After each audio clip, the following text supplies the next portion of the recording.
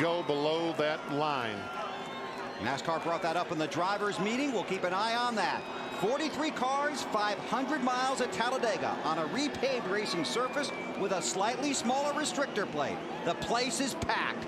It's race number 4 in the chase for the next championship. A rookie takes him to the green flag. Glad you were along for the ride.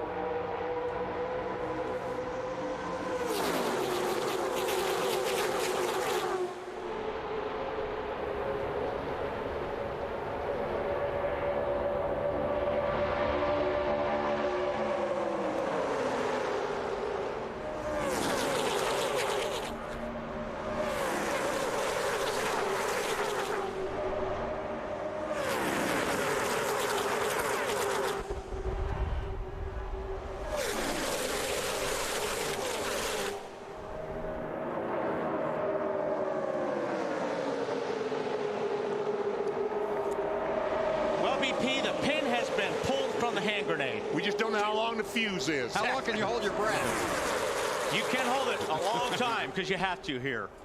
You see, Dale Jarrett was able to beat his teammate to come back and lead that first lap. That's huge for David Gilliland, I would think, to be able to follow Dale Jarrett, his teammate. Jarrett in the 88, Gilliland in the 38. Jeff Gordon on the outside with a teammate right behind him. And Jimmy Johnson third in that inside row. Drivers in yellow on the ticker at the top of the screen. The 10 drivers in the chase for the next Cup championship.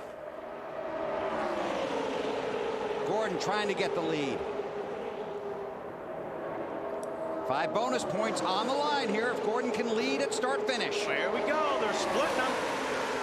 Dale Jarrett stuck in the centers. And Gilliland that time drove on the inside of his teammate Jarrett, trying to work his way to the front. Now, but there's 24 cars in front. Sorry, BP. Now, it used to be, being in the center got a little bit spooky at this place because it was so bumped. But now it's different. This place is so smooth. You can drive anywhere on this racetrack. It's like being on a freeway. So it's going to be interesting to see if maybe that center line won't be so bad today. Gordon did lead the last lap. Got his 5 bonus points. Dave, what about the 88? We were used to seeing him drop to the back early on in these races. He told me this morning before we talked to him on Countdown to Green that he would stay up in the front of this pack as long as the pack allowed it. If he gets freight trained early, he will make his way to the back as normal. But he said if my car will stay up there, getting some help from Kevin Harvick right now, I'll race at the front. You see that, folks? 198 miles per hour. They're going through the turns at 195 on board with Dale Jarrett. Backstretch as they get in that draft, as they run nose to tail, getting faster and faster. 198, 199. Wow. What's Gilliland saying, Marty? BP, an impressive showing for this young 30-year-old so far, and his plan was exactly like his teammate Dale Jarrett. I'll stay up front as long as I can, but right now he's getting shuffled to the back. He said once he does go to the back, his plan is to stay there for most of the race, try and make a run late in the race though, but stay there and gain some experience. McMurray's going to lead that lap. Check out those 2 Roush cars. McMurray and Biffle, the 26 and 16, go to the front. They've shuffled Jeff Gordon back to about 5th or 6th. This is about a 33-car pack. About 10 drivers have dropped behind the lead pack. And Kyle Busch hung on the bottom of the racetrack in that 5 car, and watch him lose positions because he doesn't have a car to draft with. I'm not sure might not be trying to get to the back there too, BP. Some of these guys you see really balling through the back of the field. I'm not sure if they're just trying to get out of this pack. Yeah, the problem with Gilliland, he backed up into Tony Stewart, who's going the other way.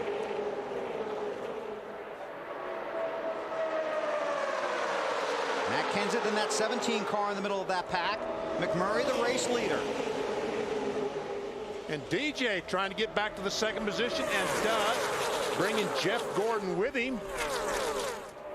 McMurray has the 1 career win 4 years ago, October 13, 2002.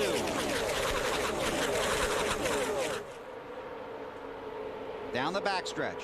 And as Benny pointed out, that yellow line is out of bounds. You cannot go down there to pass a driver. Kyle Busch during qualifying yesterday was a little concerned about a tire rub on his left front fender. It may be that he backed up just to ride to make that first pit stop and get that fender knocked out a little bit with a hammer. He was hoping for an early pit stop because it was an impound race. You can't touch the car after qualifying.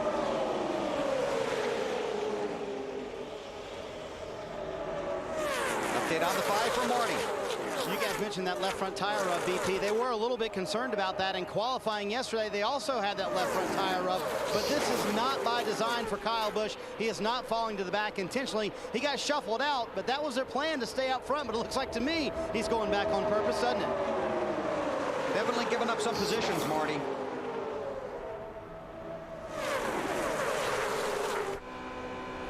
You just see how close these guys run each other. Even though this place is smooth, these cars are still going to move around a lot. When you're in the draft, the air plays a lot of games with your car. 1 minute the car will turn, the next minute it won't turn. Then you go into the next corner and then it turns too good. So you've always got to be on top of that steering wheel. I still thought the onboard cameras would be, would look more bumpy than that, but it must really be just ultra smooth. It's smooth, but you see how the cars are moving left to right? That's all the aero on these cars. The air moves these cars around like you can't believe. I mean, sometimes you'll come off of turn 2 and it feels like somebody's just picking the front of the car up off the racetrack. So you just got to completely stay on top of the steering wheel. And like I said, you are completely focused on what that car is doing every second around this racetrack. Jeff Gordon got some help from teammate Brian Vickers, moves back in front. Update on car 24 from Matt Yoakum. Things changed so quickly here, Bill. Moments ago, he had the 25 of Vickers and the 48 of Jimmy Johnson in tow, and Jeff wanted to know, to keep abreast of the situation around him, not only who was behind him, which was his teammate, but who was behind him, so that way he would know whether maybe some juking around may take place. AB? Brian Vickers in the Hendrick 25 on the outside of Jeff Gordon, trying to take a stab at the race lead. Vickers led the last race here at Talladega in April until the white flag when he was passed by Jimmy Johnson. Vickers has not won an XL Cup Series race yet. He and his team feel today they've got a great shot. Tell you what, Alan, that 25 car Vickers looked awfully fast that last time, and that time he seemed like he had trouble getting there in turn 3 and had to back off the throttle, Wally. I think you're right, BP. You see he's really backed that high line up right there. And if you just lift off the throttle here and lose momentum, you lose position after position. And with that slightly smaller restrictor plate, it might be a little harder to suck up to the pack or to the car in front of you. Matt, how about that 9 car, Casey Kane? His spotter, his cousin Cole Kane, just told him about a lap and a half ago, BP, it looks like more momentum is on the outside lane versus the middle where he was trying to run, so he dove up to the high side to get in line. Just listen to the engine. We went back off the onboard camera, but we would hear that Casey Kane would never lift off the throttle. Look at Elliott Sadler on the outside, 3 wide, going for the lead. And he had a good point. This is really his only, trial run before the Daytona 500 in a Dodge with a restrictor plate. So he really does have to work hard today to see what that car will do for him. Sadler's got a good run up there. He talked about getting to the front. A lot of these guys want to get to the front. They feel that may be the safest place if the wreck does happen. And a lot of times you'll see as this race goes on, 4, 5, 6 guys will break out from the pack and run single file. That's where you want to be if you can get in that situation.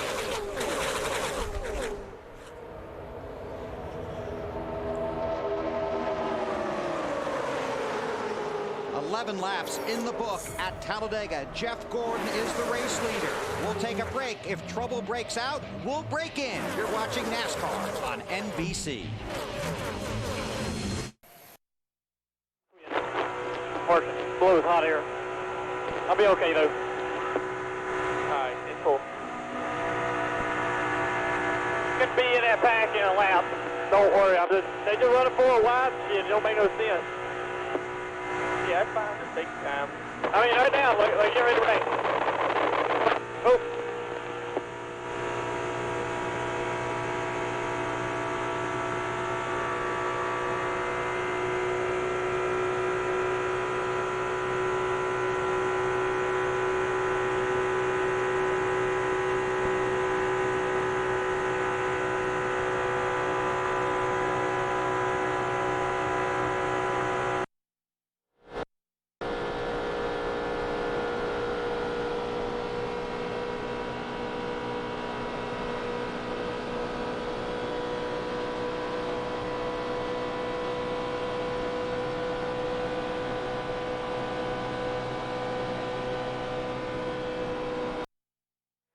All clear high. I'm with you.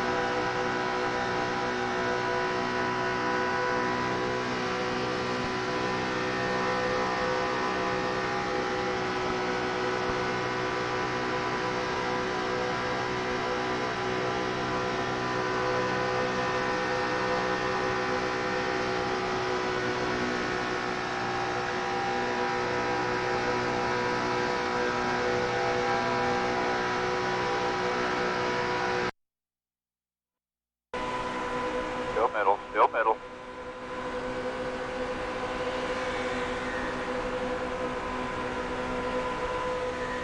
Still middle, still middle.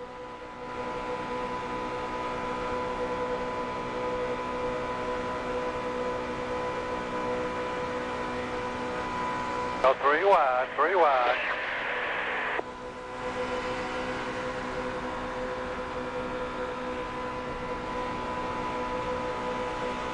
Still middle, still middle. Still middle.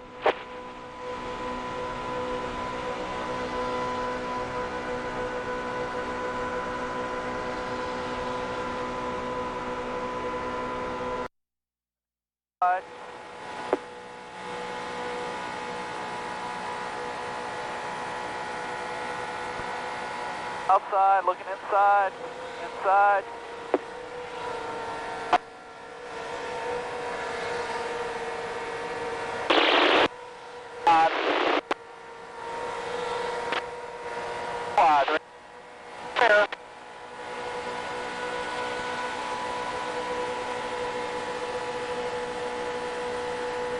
Side 31 with you.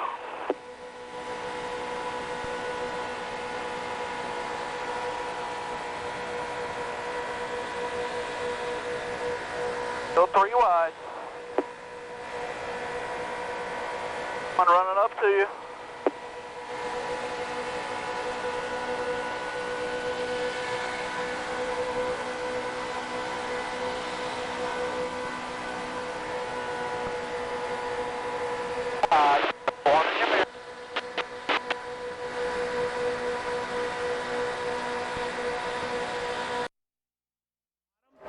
Underneath Gordon, trying to take the spot away. But does he have any help? Well, he's got Kenseth back there, but Jeff Gordon has Robbie Gordon in that 7 car pushing hard on the back bump of that 24. Dave, that 7 car is going somewhere. And he just radioed his crew that he may want to go somewhere to the back of the pack, BP. You can see him losing down the middle right now. He talked about wanting to go to the back. He got up there for a while. He found out his car could lead or could run the lead pack, and now he wants to move his way back. Look at that 7 dropping already, trying to find a safe way to get to the back of the pack. McMurray trying the inside for the lead. Jimmy Johnson in that 48 car would love to lead a lap and get the 5 bonus points, but it doesn't look like it'll be this lap.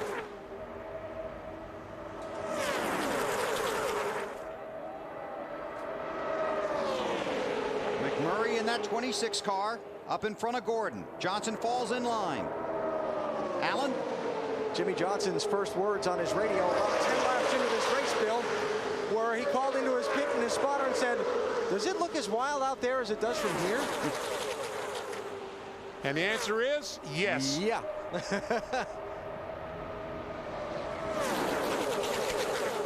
Down the backstretch, McMurray leads, Gordon challenges. Matt. McMurray powered back into the lead, Bill. 3 of his last 5 top 5 finishes have come right on restrictor plate tracks. He's got some friends up there, the 17 of Kenseth, and also had the 16 of Biffle. Right now, he starts to move up half a lane. The only thing he said on the radio, this car has so much speed, you would not believe it. Marty? He has his teammate Matt Kenseth behind him, and Matt would love to check out one thing off his list today. That's leading a lap and getting those 5 bonus points you guys spoke of earlier. Problem is, Matt in the 17 car has lost his teammate, Greg Biffle, who pushed him up to the front. Now he needs a little help from the guy in front of him, Jamie McMurray, but he really wants those 5 bonus points early in this race. McMurray runs well here. 3 top 10s, including 2 fifth-place finishes in the last 3 Talladega races.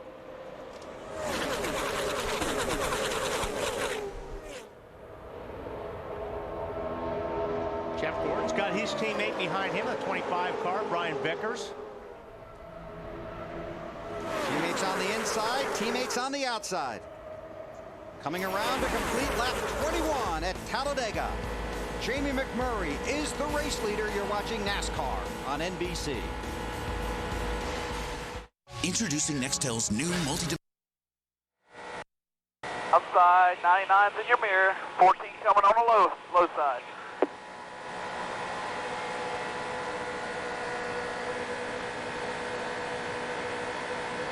Got one outside. Outside.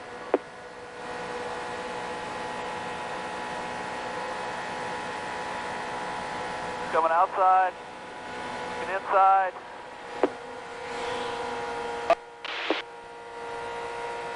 Inside, outside.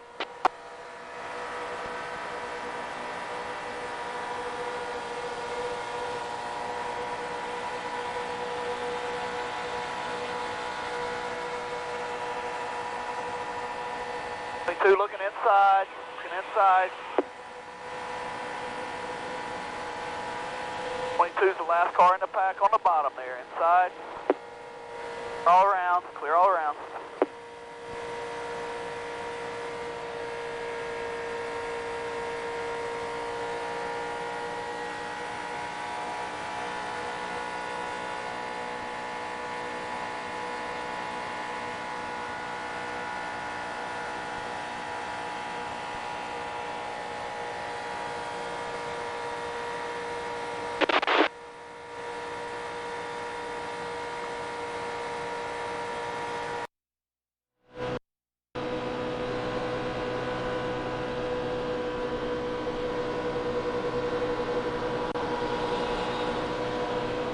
Still inside, still there.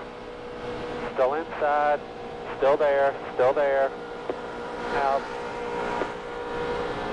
Clear, clear all around.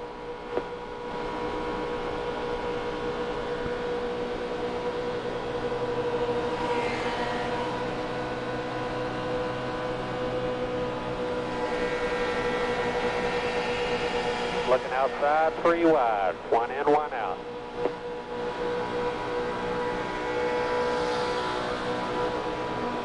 Still 3 wide, still 3 wide. Clear high if you need it. Still inside, still there, clear. Clear inside, still outside.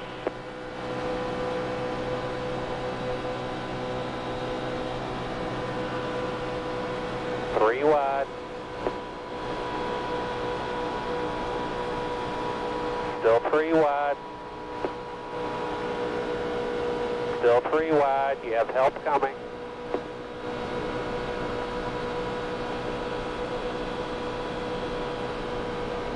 Still 3 wide.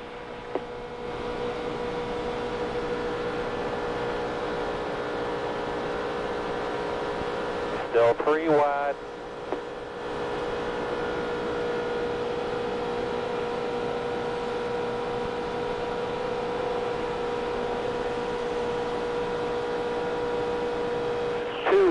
Two wide.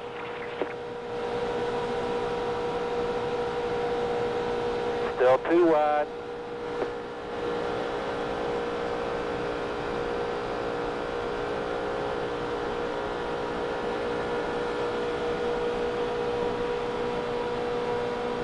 Still 2 wide. Outside, outside, outside.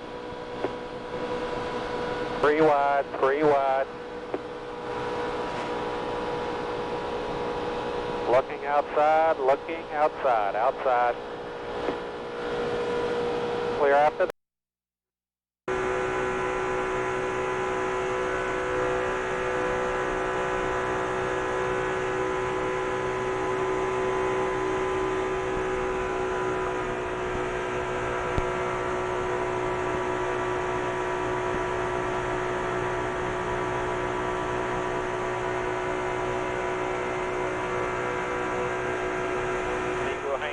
Bottom line right there because we're going to be in here probably about 6 laps. All righty.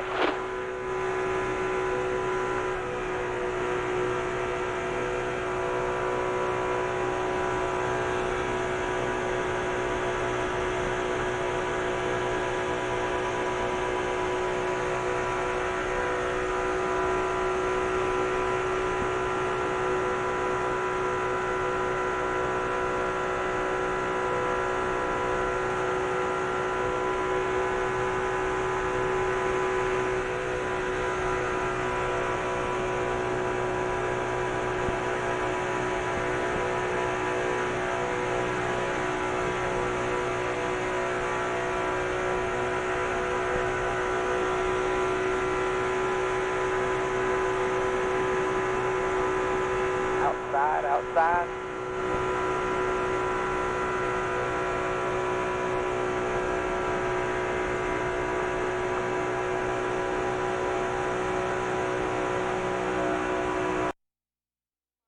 He is getting, because remember, with the smaller fuel cells, about a can, just a little over a can and a half maybe or so. When they hit pit road, we'll see some unique strategies as well. See, that's another thing that NASCAR does on super speedways. They reduce the amount of fuel these cars can carry. It's about 14 gallons. These cars can run about 35 laps, 33 to 37, 38 laps. But it doesn't matter. If the whole field pits at 33 and you can go to 38, you better pit with those. You got to pit with those cars. And one thing, another thing that's real important here. If these guys have to make pit stops under green, you can lose the draft if you make one small mistake coming down pit road. That means locking up the tires when you come in if you don't plan on changing them, or I mean, just getting a good start. You've got to get in and out of pit lane fast. Was an oil leak for Kenny Wallace. We're going to try and duck in a break. If they start pitting, we'll cut in. You're watching NASCAR on NBC.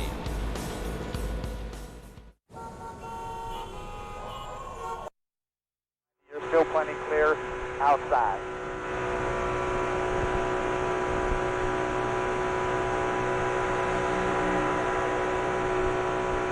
Clear high.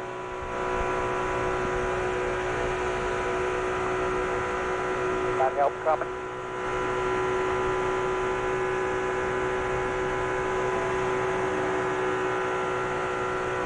Clear high.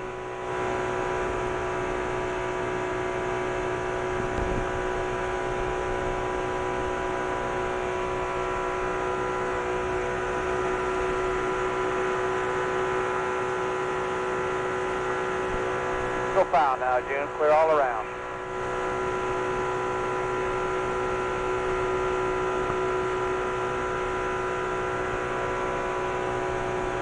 Hitting about 3, Tony Jr.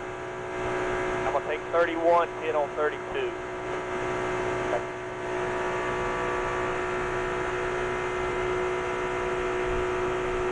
Martin in your mirrors, Dale Jr.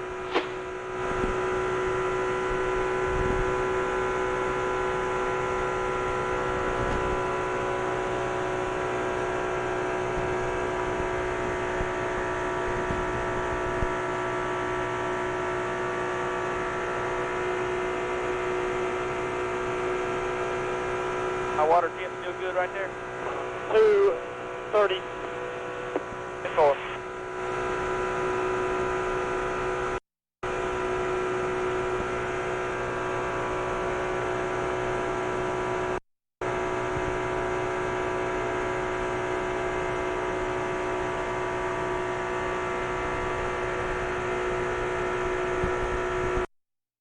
I'm sorry, say again, Tommy. Come this time, you say? 10-4 will come this time if everybody's coming in. Well, I see about 10 of them waving. 10-4 will come on. Yeah, he's right. There's thousands of things that make us laugh. 10-4 will be 4 tires and fuel. 3,700 at the line, 3,700. Single file at the line, 3,700 at the cone.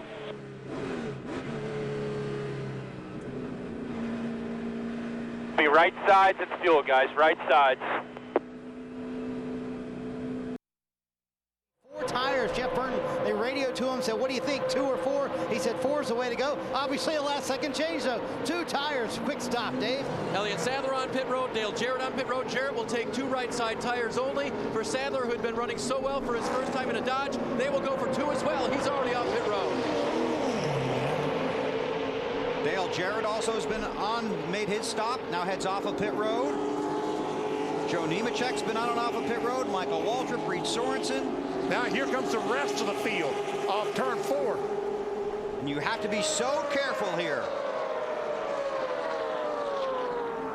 From 199 miles an hour to 55. Marty.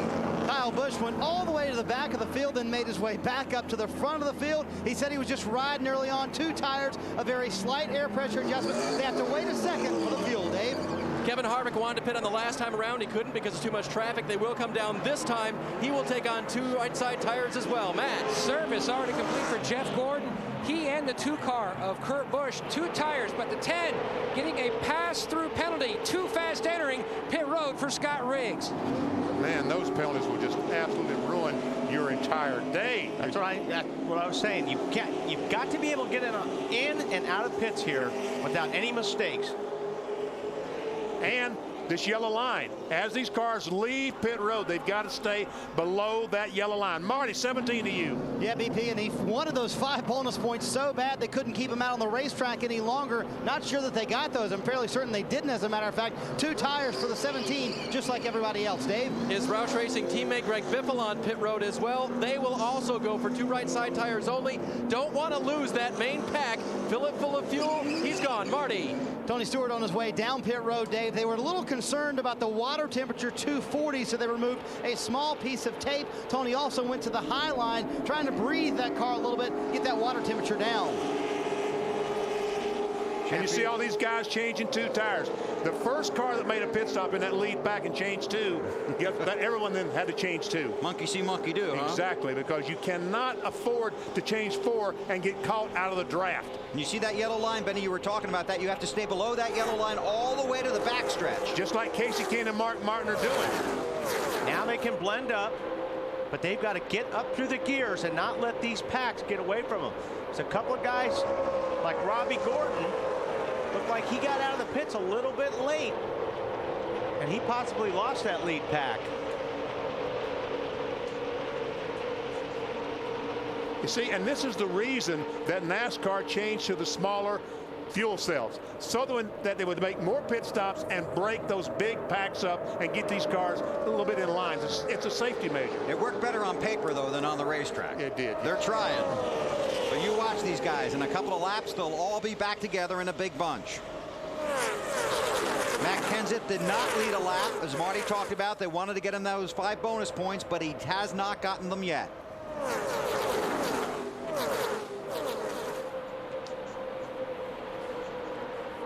Greg Biffle, the race leader. Crew cam, BP.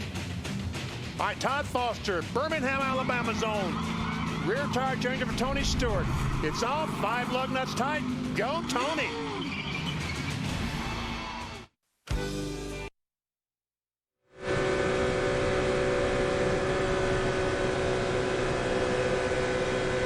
Coming back outside. Clear now if you want it.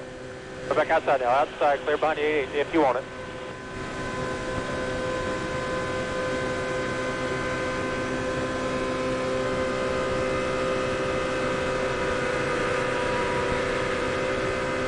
The line's backing up in front of you. Clear.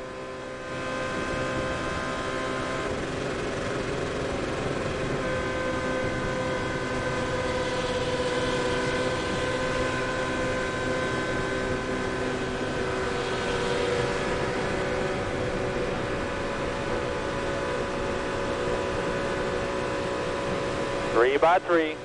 About the whole field right there. 3 by 3.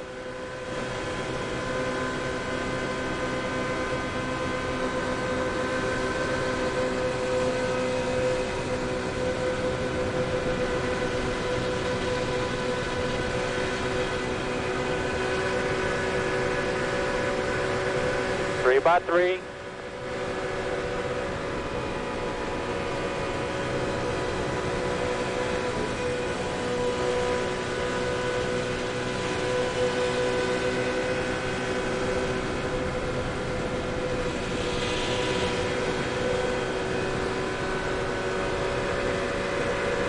Still inside, 3 by 3.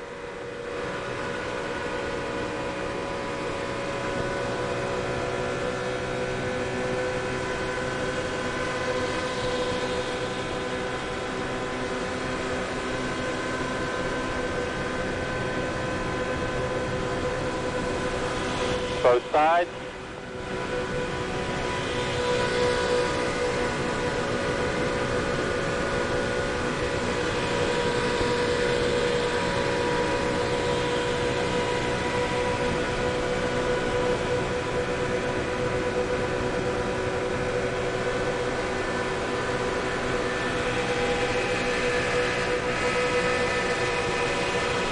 Still covered both sides.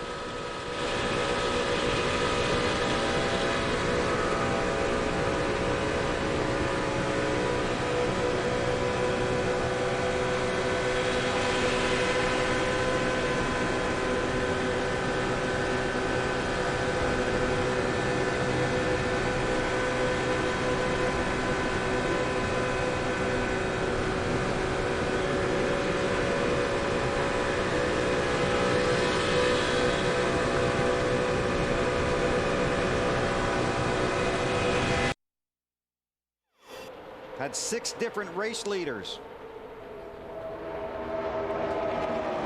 Dale Earnhardt Jr. in that outside lane, getting some help from Carl Edwards.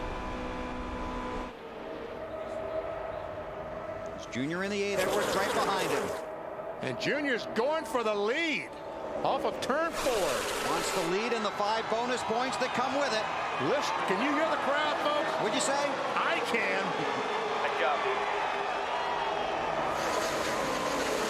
Earnhardt leads at Talladega. All is right with the world.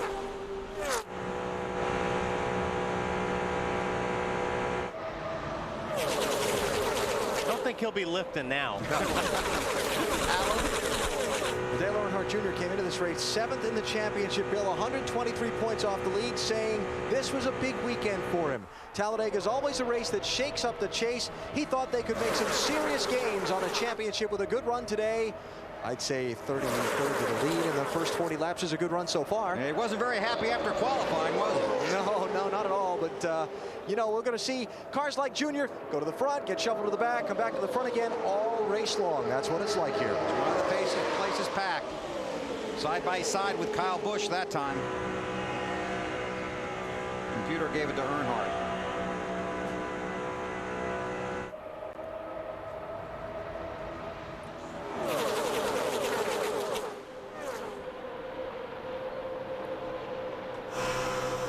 Wow. 42's got some kind of fluid coming out of it. That's Casey Mears right in front of Clint Boyer. That must like be water. Yeah. If it was oil, don't you think when we clean our camera it would smear? Yeah. So that car may be overheating a little bit, PP. And that's getting all over the windshield too, right? Yes, it is. That's a lot tougher to clean. Yeah, he can't. He doesn't have a machine that he can just hit a button and it wipes across and cleans it off. Jeff Burton, championship leader, 4th in that inside lane. Time now for the singular race talk question. Which driver will win a restrictor plate race first? To vote, text the word race to 191 on your singular wireless phone. You'll have a chance to win a first-class trip to Miami. That's a good question. That's a very good question.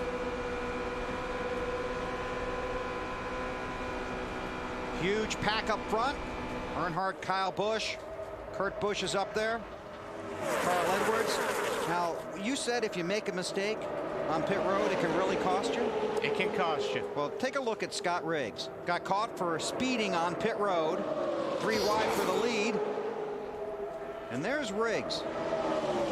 And Riggs is going into turn 1 right as this pack is going to turn 1. So these guys are going to catch and put Riggs a lap down here and less than a couple of laps. And that's what happens. You've got a mistake. You make a mistake on this deal, or even if it's not a mistake, if some bad luck happens to you, like Robbie Gordon had a tire roll in front of him, you lose the pack. When you lose the pack, you're about a 1.5 to 2 seconds slower than the rest of the field, Matt.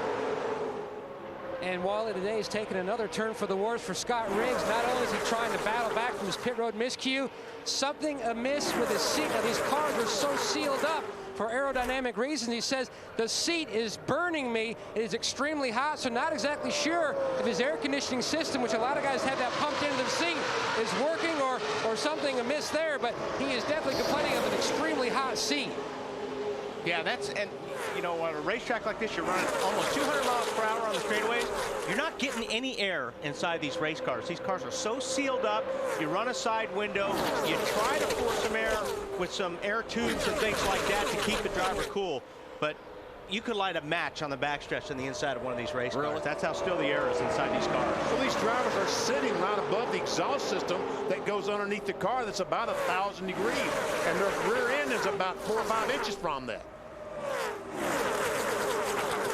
There you see the pack about to catch Riggs. Update on Jimmy Johnson from Allen. Started the race in 3rd. Bill was challenging for the lead earlier. Now he's back in 34th place. Lost a lot of that ground on his pit stop. Then said this to his team on the radio right after going back onto the racetrack. Even until I tell you, buddy. Pushing the car. I don't know if the clutch was slipping or what, but I have the clutch all the way in. Just trying to keep the yards up for the time to go. Sorry about that.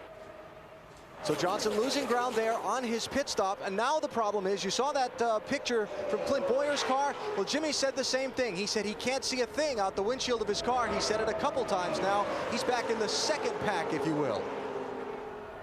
But the 2nd pack is only 4.5. Jimmy Johnson is 4.5 seconds behind the leader, Kyle Busch, or Dale Earnhardt Jr., or whoever just happened to be in front now. But see how this pack is running, BP? You can't run side by side if you're in that last pack.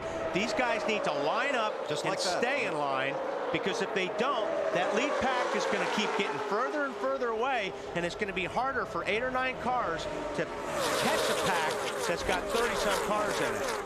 Outside the top 20 right now, Denny Hamlin, Mark Martin, Jeff Gordon, Jimmy Johnson, among others.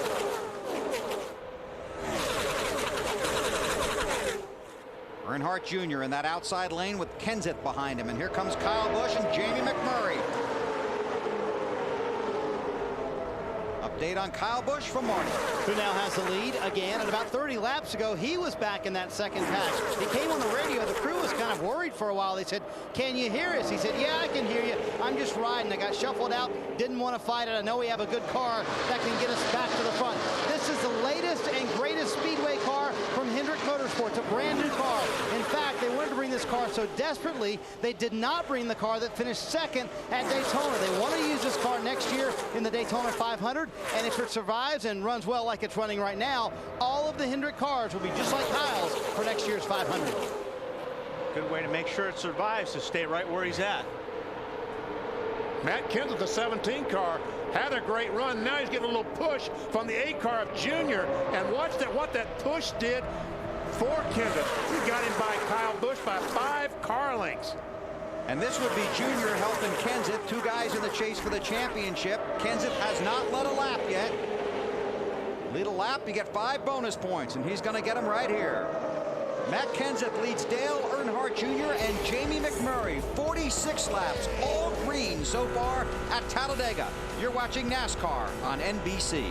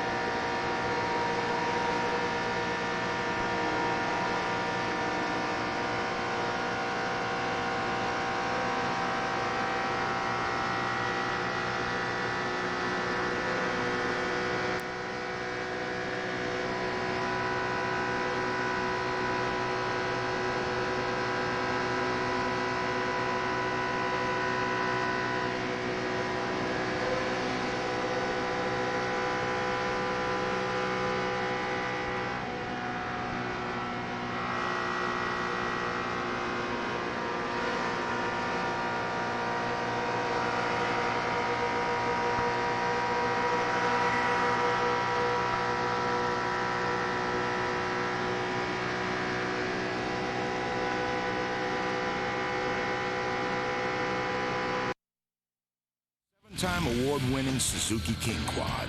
Ready for anything but sitting around. $59 goes a long way these days at your local Suzuki dealer during Quad Fair. Monday on Deal or No Deal.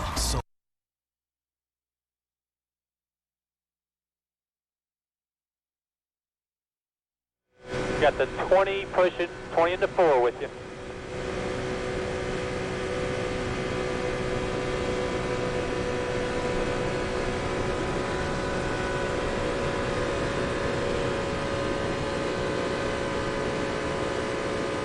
Back to 2 wide, middle lane's clear.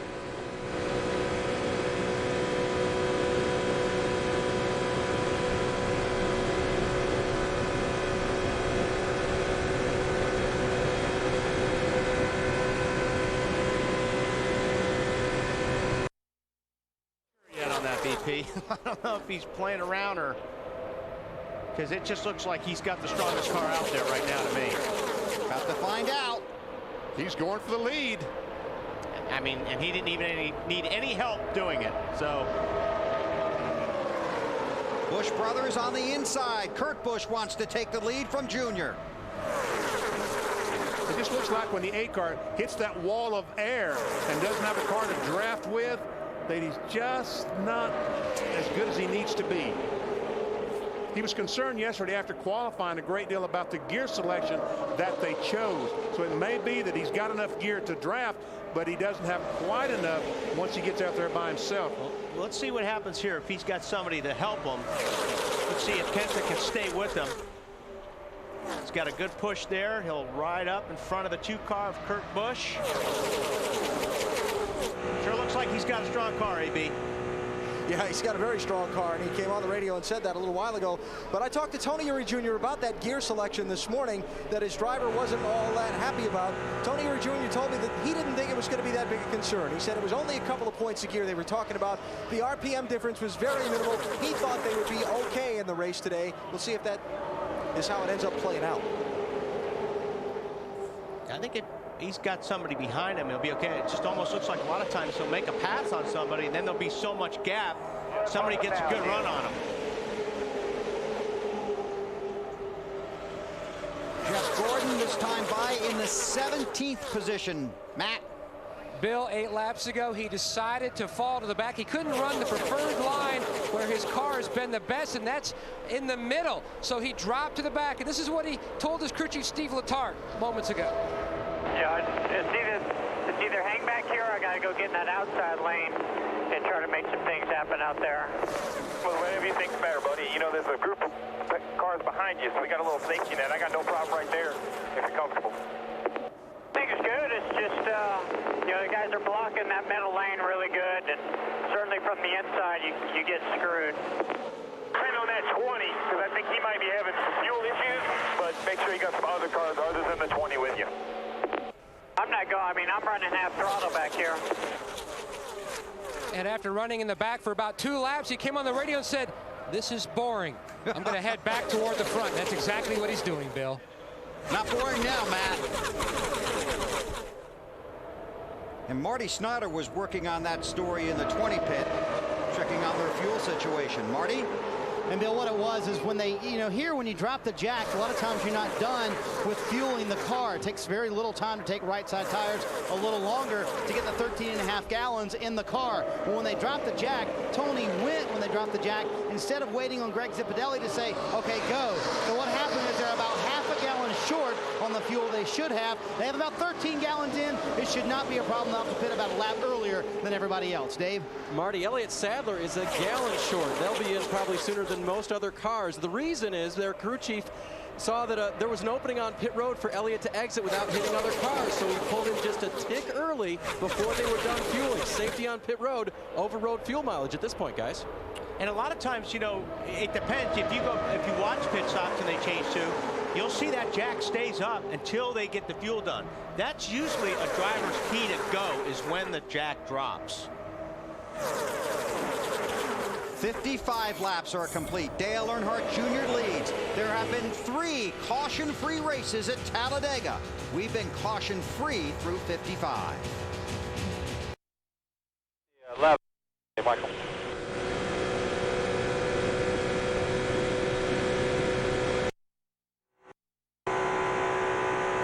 wide behind you, Junior. The 19's on the bottom, 17's up with you.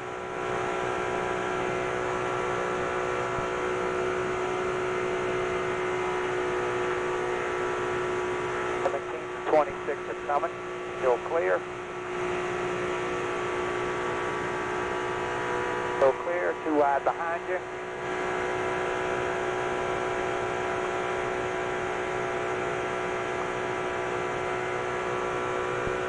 Behind you now.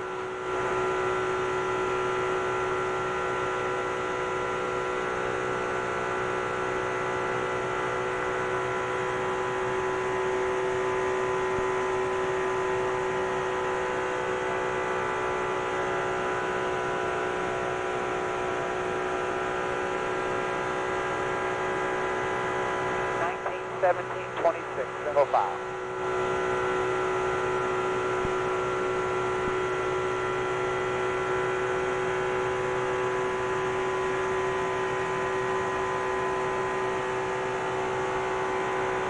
Wide behind you. Outside lane has the better help.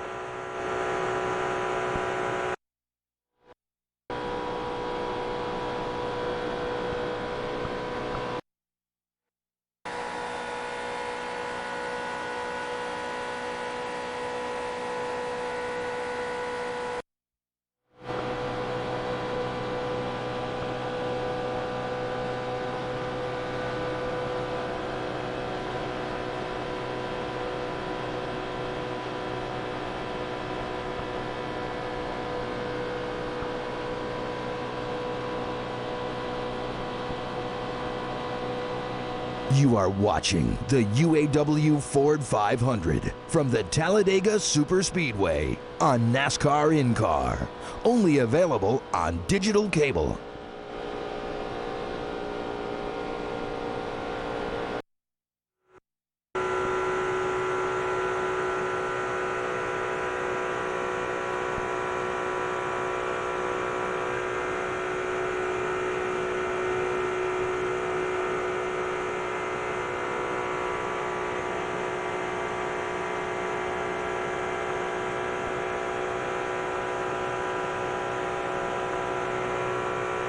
Solid 2x2 back there now. 17 has just broken out by himself.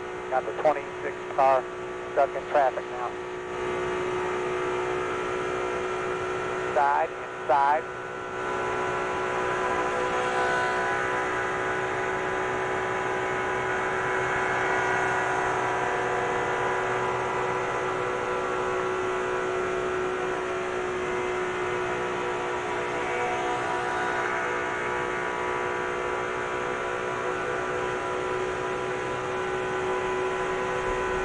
Still inside.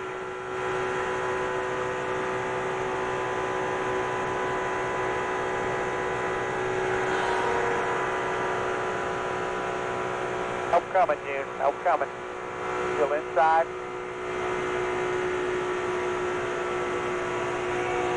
Coming.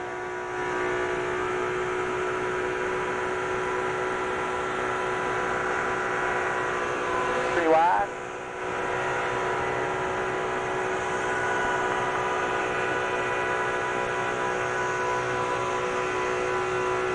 Fitted your 2 wide.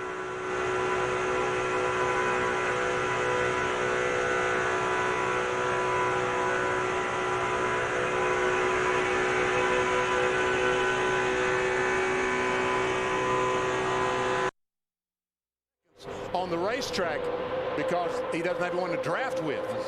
Dave? Yeah, BP, on some tracks where you pit early and you short pit, you get the fresh tires. You can make, faster laps sooner. But here, it's all different with the draft. Elliott Sadler, we mentioned his problem a little bit earlier. They wanted to get him cleanly off pit road, so they sent him out early. He will take on no fresh tires, and this time they will get the 19 car full of fuel. That will save them time, though, not change. Well, no, it won't, because they had to fill it full of fuel anyway. That's right. I'm surprised they didn't take right sides. Okay, they are where they are. And Michael Waltrip also on pit road, but they're not even leaving together. Next down by. Next down by. Someone said that that's Tony Uri Jr. telling his cousin, tell Dale Earnhardt Jr. to pit next time by. And he wants to get down on the inside so he can get to pit road. Exactly. Marty, Bill, your pole sitter, David Gilliland, is on pit road, and the reason these guys are taking no tires, they're trying to get out as soon as they can. But I'm a little surprised with you guys of why they're not taking tires. You see, it still takes 9 seconds to get it full of fuel. They certainly could have changed right side tires in that time. Well, Marty, Wally, do you think they want to change rights twice and keep those lefts on there? Yeah. You think? Yeah. You think if they're going to change 2 tires, these guys are going to change lefts? Yeah, because these tires are not wearing out. I mean, they said this track is so smooth, they're not having any tire issues. And here comes Junior. Here comes his teammate, Martin Truex. Just 2 tires, June. Make sure we push them off pit road, guys.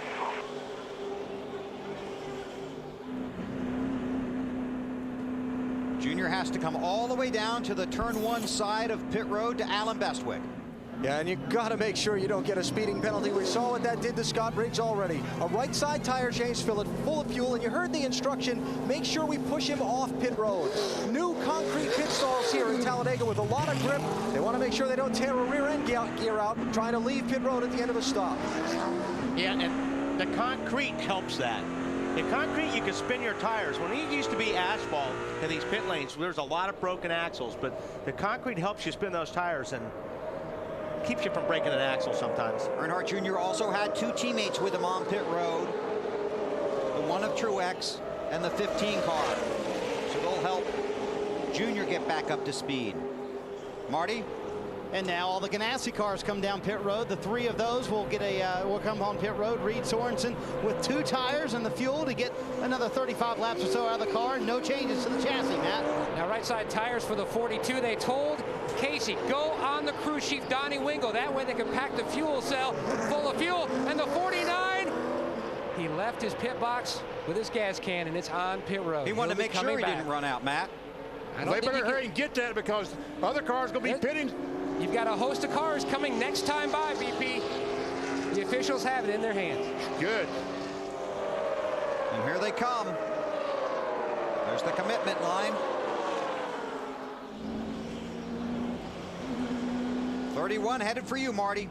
And one thing you're noticing today, not a lot of chassis changes to these cars. The cars are handling so well, nobody really wants anything except tires for Jeff Burton. BP, you called it right. Left side tires for the championship leader. Dave? Left side tires for his teammate Kevin Harvick. They also removed some tape on that first stop to cool it down just a little bit. Temperatures have been better for Harvick.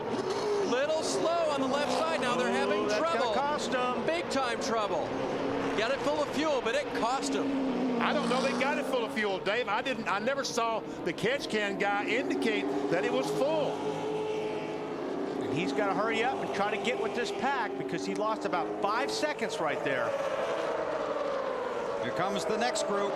Jeff Gordon leads them on to pit road. Stewart's in there. Kyle Busch. Casey Kane. Kyle Busch is first, Marty. And he's been working a lot with his brother Kurt Busch out on the racetrack. It'll be left side tires for the 5 team and fuel to go about 35 more laps, Matt. You're seeing the drivers ease into their pit boxes. That way they don't flat spot the side of tires as Jeff Gordon leads, but they didn't get the tear off all the way off the windshield. Left side tires for the 24. Marty? Denny Hamlin, second place driver in points, is going to come in. Right side tires and fuel on that 11 car. You see their signal is the crew chief to tell Denny on the radio it's time to go. And unless that blows off the 24 windshield, that is going to be aggravating for Jeff Gordon. Yeah, can you imagine sitting out there with that thing flapping in the breeze? And what happens is when you pull it halfway off, it could fold over and stick back on the windshield, and you may not be able to see out of half that windshield. Teammates Brian Vickers and Jimmy Johnson. They can't go to meetings together, but they can pit together. Alan? Brian Vickers and Jimmy Johnson pitting together. Vickers, look for his crew to pull some tape off the nose of that car. His water temperature had gone to 280 degrees earlier when he was in the heavy traffic. So a 4-tire change here for Brian Vickers. Jimmy Johnson, you see pulling the tear off the windshield. His car, his windshield, his view had gotten obscured by the leaking car that we showed you earlier. A 4-tire change here for Jimmy Johnson. Wow. Oh, and he stalls a car. He stalls a car. Yeah, he was moving in time to catch the 25 car and stay with him. But after he stalled the engine, I'm not sure that Johnson can catch the 25. And the 25 can't wait for him. He's got to go or he's going to lose this pack. Matt Kenseth is the race leader in the 17 car. he is in the middle of that pack. Right now, scoring has 22 cars on the lead lap.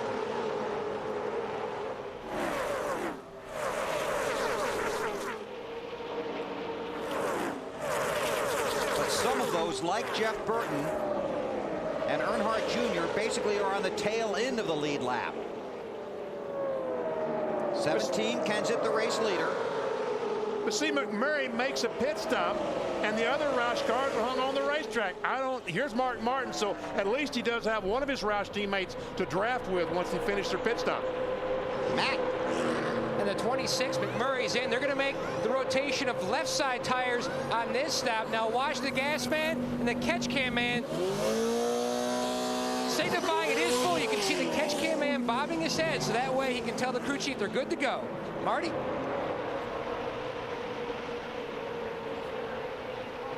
Mark Martin following his teammate off of pit road. That's J.J. Yaley in the 18 car. Okay, go, go, go. All right, Kenseth is down to the inside. But he's going to have Biffle or someone pit with him. 70, we're going to pit this time. Biffle's down on the bottom too there, BP, just a couple cars back from the 17 car. So my guess is the 17-16 will pit together. Running out of gas, Robbie. Starting to run out here. Starting to run out of fuel. Okay, now if he runs out of gas before he gets to pit entrance, he's going to lose a lap, if not more. Earnhardt Jr. dives to the inside. And if the car stalls as he's coming down pit lane, these cars are terrible to try to restart when you're running out of gas. And he won't know his pit road speed. And he won't know his pit road speed. Oh, here he comes, guys. Right side to the call. 3 Roush cars. Let me talk. I know where you're at. I'm out of gas here. I'm out of gas. Get some gas in it quick. Marty.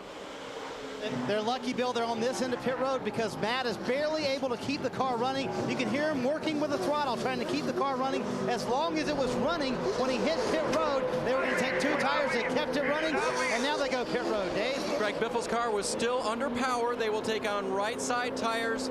And please get that car full of fuel. Seems to be a recurring theme. Looks like they will. Alan.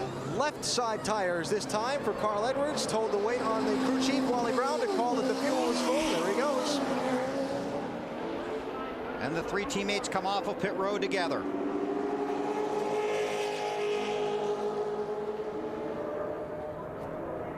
Jeff Gordon, Dale Earnhardt Jr. at the front of this pack.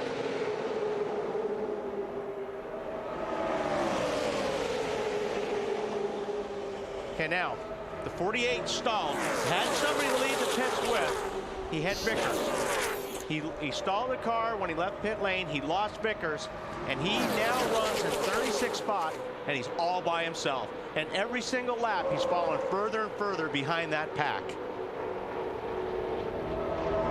He ran a 50.1 the last lap, and these guys are running 49s. You know, this is something I've been concerned about. Toward the left rear quarter panel up. Be ready, guys.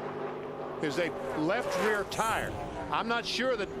Caution is out. Go ahead, BP. I'm not sure if the tire came apart. I heard him say something about debris. Maybe he ran over something. But in the truck race yesterday and in the ARCA race Friday night, some left rear tires blew. Well, that's a big break.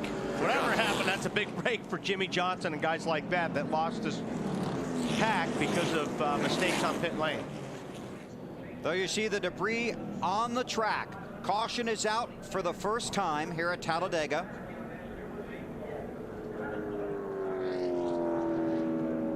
Now then, Wally, you think these guys, there's no point in pitting again, is there? Or do you think some of these guys come in and get those 4 tires? I think they would and set it up for later, only taking 2. If they change left sides now, they probably would not change left sides the rest of the day. Right. So the 3 Roush teammates that pitted together lead. Biffle, Edwards, and Kenseth. Then it's Gordon, McMurray, Elliott, Sadler in 6th. Earnhardt Jr. is 7th. Mark Martin is 8th. Then Truex Jr. and Robbie Gordon the top 10. Kyle Busch runs in the 11th spot. Another chaser, Casey Kane, is back in 16th. Jeff Burton, the championship leader, in 18th. Denny Hamlin is 23rd. Kevin Harvick is 25th. Jimmy Johnson, 35th. As Wally pointed out, a huge break with this caution because he was all by himself. Watch the 22 car on the left-hand side of your screen there. We see that left rear start coming apart and the damage that it does to the quarter panel. Is he up on the inner liner there? Yeah, if it wasn't for the inner liner, he would have wrecked. Sure looks like Biffle's going to stay out there, and Carl Edwards. I think if Kessis came in, everybody else would follow him. Pit road is open. Here they come. So, Marty, back to you. You must be wired directly to Matt Kenseth's radio, because as soon as you said that, Wally, he came to pit road. It's going to be fuel only, no tires, Matt. Jeff Gordon eases into his box. Caleb Hurd engages the fuel can just to top it off. Dave. Matt, big break for Kevin Harvick. Go ahead, Wally. Go ahead, Dave. Well, the 29 car did not get it full of fuel last time in a big way. So we're going to take 4 this time, then get it full. Alan. Left side tires for Dale Earnhardt Jr. It had been 9 laps since he pitted with the small fuel cells they're using. Got to come in and take fuel, where Carl Edwards, who stayed on the track, had just been in. All kinds of stuff happening there. It's pretty exciting, too. As Casey Mears got your attention, Yeah, 42 car sliding. Slide in there almost into Jeff Gordon. And Jimmy Johnson and the 1 car, Martin Truex Jr., pretty close to making contact on pit road. As Truex was leaving, Johnson just getting there. Sure, if Robbie Gordon missed his pit because of getting crossed up with Michael Waltrip. And that was another disadvantage from him having the problem earlier, because when he was trying to pull into his pit stall, other guys were already leaving. Under caution for the first time here at the Talladega Super Speedway. Somebody's talking right now. Somebody wants to go.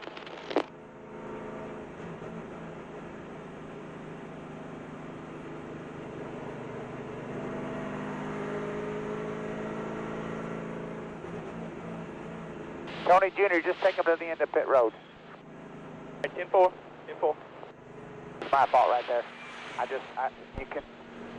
There's just cars coming down pit road coming in, and I just don't want them to have to run into somebody. But you just handle that. You're looking down pit road too, right? Yeah, 10-4. The only one I wasn't sure about was that 25, but I could tell he was trying to get over. So yeah, we'll be cool.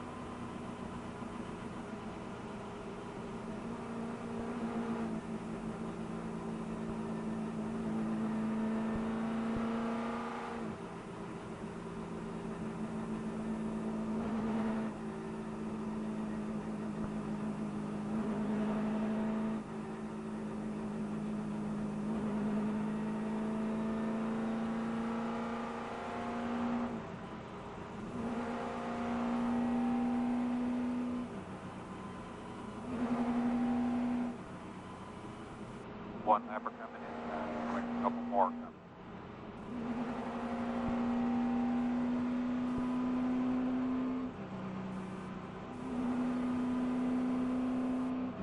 More coming wide now.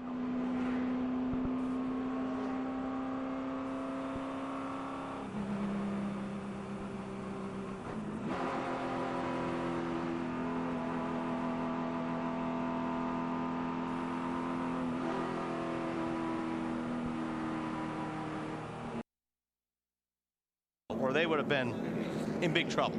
As we get ready for the restart here at Talladega, Coke invites you to drink it down and start it up. Biffle, Edwards, Sterling Marlin did not pit. Then it's Kenseth, Gordon, Kyle Busch, Jamie McMurray. 37 cars on the lead lap. J.J. Yaley was the lucky dog. Wow, that was a pretty strung out restart. Look at some of those guys way in the back there. We may wind up with 2 separate packs here. Yeah, if that first group of 6 could go. Yeah. Get in line and go. And that's what you want to do. I talked about that earlier. When you're driving at this place, what you'd like to do is be in that lead pack. Sometimes it's 5, 6 cars, sometimes it's 10 cars. And they'll normally get in single file and just ride, because they know that's the safest thing to do for a while. Just log some laps, run single file, let those guys get 3 and 4 abreast behind you. Briggs in that 10 car on the outside of Gordon, the first car lap down. Evidently the 10 car has some problems, because he's a pretty fast race car, and I thought he might be able to keep in this lead draft and try to be the lucky dog in case we get another caution flag. But well, so much for the single file and get away from the pack.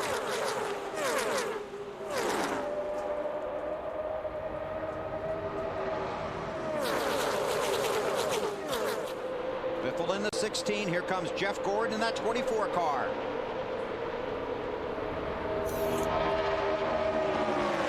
Carl Edwards, a teammate of Biffle, goes with Gordon. the 24 car is fast, isn't he? How about it, Matt? Well, Bill, we've seen a couple instances so far where mistakes on pit road can really turn your day upside down, and it almost happened for Jeff Gordon. Steve Letarte told him as he was on his way down pit road and said, we're only going to go fuel only, but be very careful on your exit so we don't make contact with somebody. And he almost did with the 42 of Mears, which then messed up his day, because instead of fuel only, they had to go ahead and take 4 tires. Yeah, because he flat spotted those tires. He was hard on the brakes, had the tires locked up, flat spotted them, so then they were forced to change tires. Restarted about 29th, Casey Mears did. Although that may not be a terrible thing. I mean, having 4 tires on it this part of the race is not all that terrible. That would have been a green flag pit stop. Could have been all done. Brand new racing surface here. A lot of talk about it this week. We asked Carl Edwards his opinion. I believe it'll make it possible for guys to put their cars in spaces where maybe they couldn't before, which is it's going to be wild. But it also, I think, will give you a better ability to, save the car and make little changes, in their line and stuff without having to deal with the bumps and things. So I guess what I'm saying is it will allow guys to drive their cars closer together and have more control. But since we're all racers, we'll push the envelope and we'll probably be right in the same boat we were. In the eye of the storm. Right now, Nextel points leader Jeff Burton appears to be in the eye of the storm as Junior tries to go on the inside of Jeff Gordon. They're 3 wide now in turn 3. Mark Martin has made his way inside the top 10, runs in that outside lane in that 6 car. Had 25 lead changes in the first 77 laps.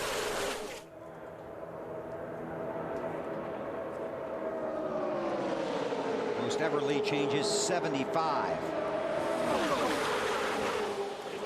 In May of 1984.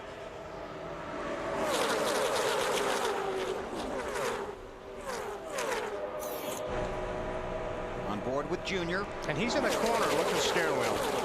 I mean, it's just amazing how smooth this racetrack is. When I was out on it yesterday, it was just unbelievable. You just don't work the wheel as much as you do. Now, again, when you're in traffic, you're still going to be chasing the car around just because of the draft and what the air does to these cars. But normally you're chasing the car around when you're out there by yourself because it was so bumpy.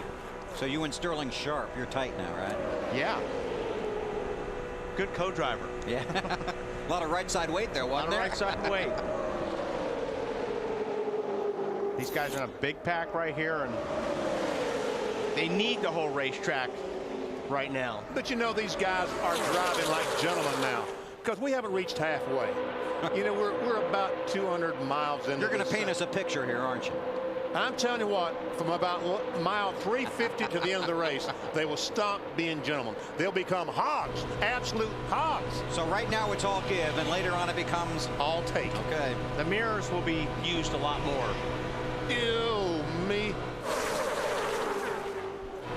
Denny Hamlin, one of the 10 drivers in the chase for the Nextel Cup, started the day second in the championship standings. Right now he's fifth. Following Mike Wallace in the 09 car. Uh-oh. Issues for Elliott Sadler. Looks like maybe he's got a flat right rear. Looks that way. Dave? Elliott's words, I don't know what's wrong with this thing. It might be a flat tire. So they're going to change 4 tires first and see if that helps the situation. That's a right rear, Dave, for sure. Okay, right rear for sure. And I believe that was the only thing wrong with the car at that point. And they will go ahead and take care of it. Elliott showing a little damage on the left side, a tire mark. But this is going to damage his day even more. Yeah, because he's going to be hung on the out on the racetrack by himself. No drafting help. He'll be 2 seconds a lap slower than Jeff Gordon, the leader, and be lapped before you know it. Well, actually, he's already lapped, and there's already 3 guys at least 1 lap down, so he's not even going to be in a group to be the lucky dog. Gordon and Earnhardt Jr. leading the pack at Talladega. Whoa. Boy, wild ride. 82 laps are complete. You're watching NASCAR on NBC.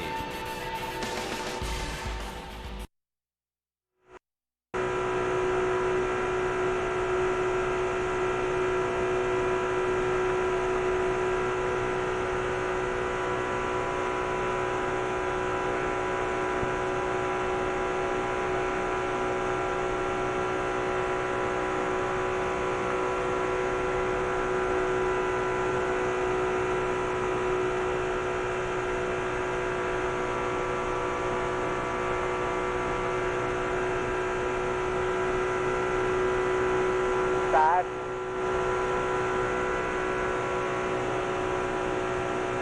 Side, June 16 in your mirror.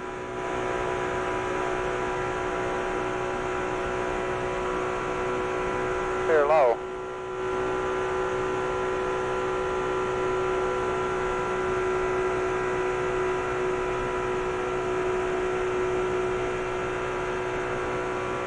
Inside, inside.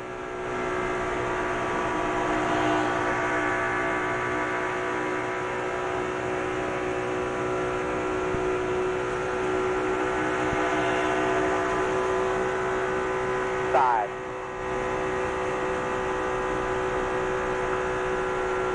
Inside, Junior.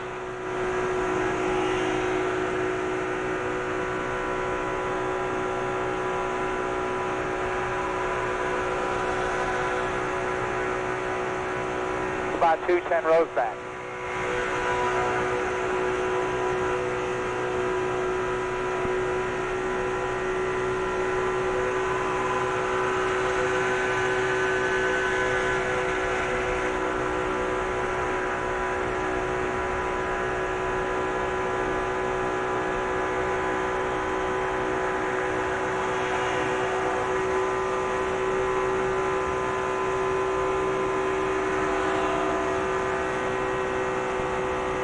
Clear low, clear low.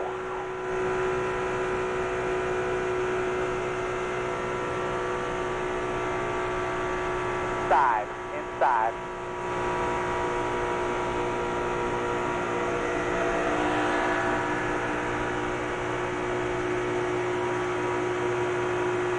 I gotta get the water temp down here. Okay, cool.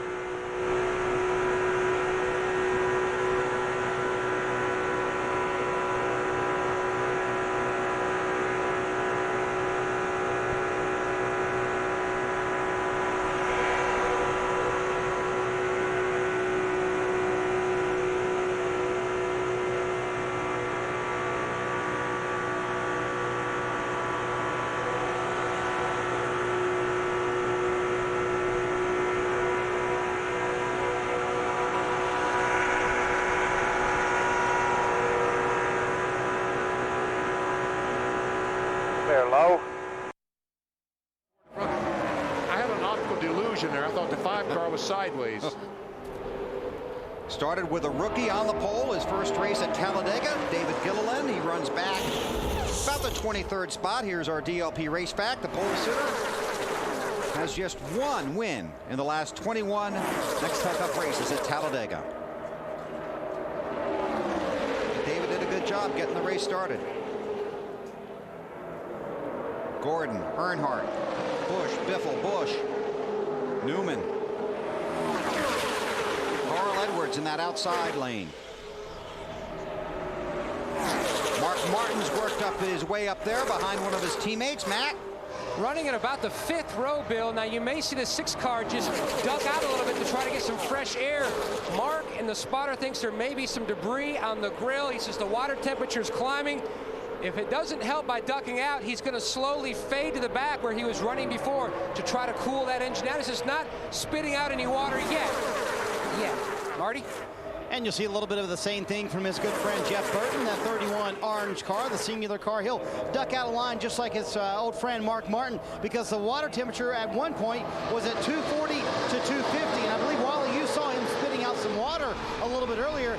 That's a concern. 240 on the water, not too bad, as long as you can cool it down every once in a while. Yeah, it doesn't look like he's losing any right now, Marty. He was earlier. But yeah, you're right. 240's okay as long as it's not pushing water. Kyle Busch trying to push his teammate Jeff Gordon, while Dale Earnhardt Jr. watches. Alan? Watches his water temperature gauge as well, Bill. All of a sudden down the turn 1 end of pit road, I've got about 3 cars, now make it 4 cars, all reporting elevated water temperatures at this stage of the race. Marty? Kyle Busch tried to push Jeff Gordon to the lead, and he did that. Kyle's got an awfully fast race car, but working well with his brother Kurt Busch behind him. Now he has Ryan Newman behind him. But Kyle's saying the low line just not going like that high line is, Matt. And Jeff Gordon just said to his team on the radio, you need to tell Kyle he needs to duck in with me, because the 8 is probably the best car out there. If he wants to run with the best car, he needs to get with us. AB? And Matt, I'll take it on the 16 car. Greg Biffle stayed out last time, did not come to pit road. Checked with Doug Richard just to make sure everything was okay. They had just pitted under green, which was within one of their pit windows that they wanted to keep for the day, and there was no need to come in again. As you guys have already mentioned, tire wear very good, so the 16 very comfortable staying out on this last car. But that could bite him on fuel mileage. By just a lap, I don't know, Bill. Yeah. We'll see how it plays out. You're right. You want to stay in your window, but you want to try and get every advantage you can. It's just, yeah, you can't come in and go out by yourself. Right. See, the one advantage that Biffle and the other Roush cars have, with that Yates Roush engine, they were able to run 37 laps before they stopped. The Chevrolets and Dodges, they stopped at about 33, 34. Kyle Busch led the last lap. Jeff Gordon has led the most, 26 so far. Gordon has led the most laps 5 times here at Talladega. 2 Hendrick cars out front.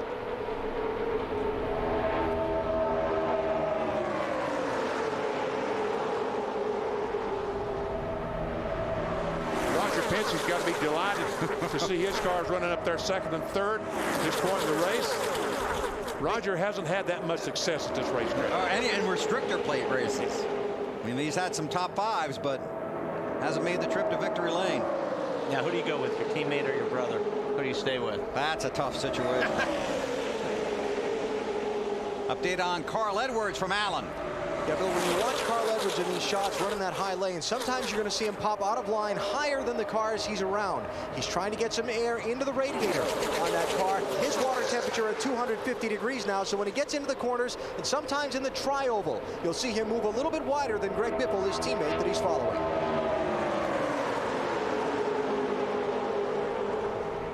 Gordon, Earnhardt Jr. Side by side for the lead at Talladega. Not for long. Going to be a battle up front all day. A lot of traffic behind them. See how it plays out. You're watching NASCAR on N.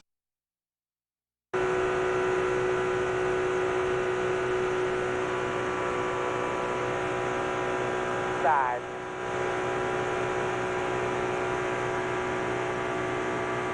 Clear low.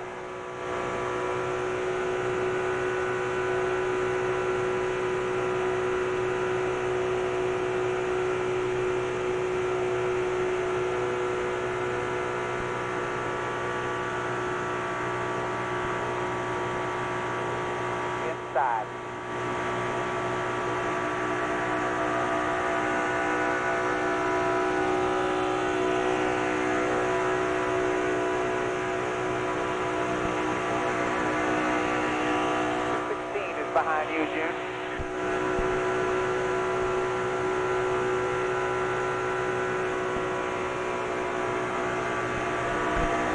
Side, solid 3 wide behind you.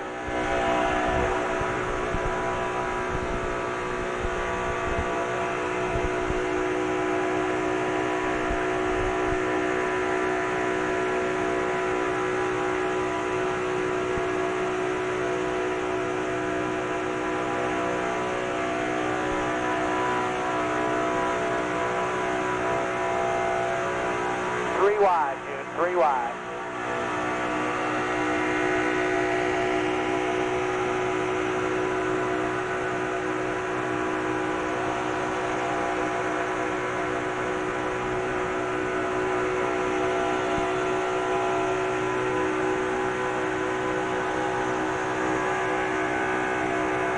Go 3 wide, we just passed the halfway point of the race.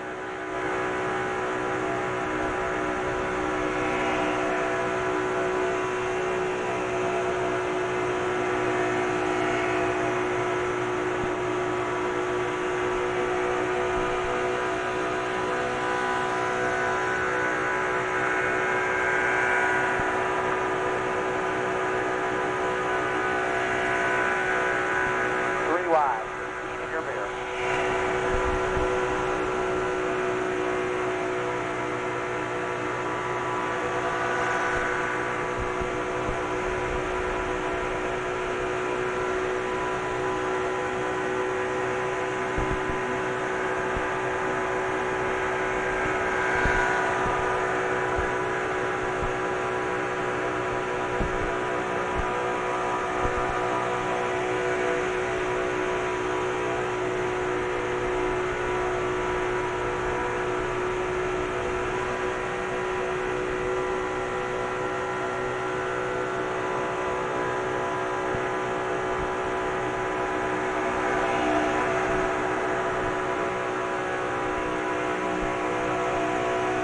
Car still with you, you're still 3 wide.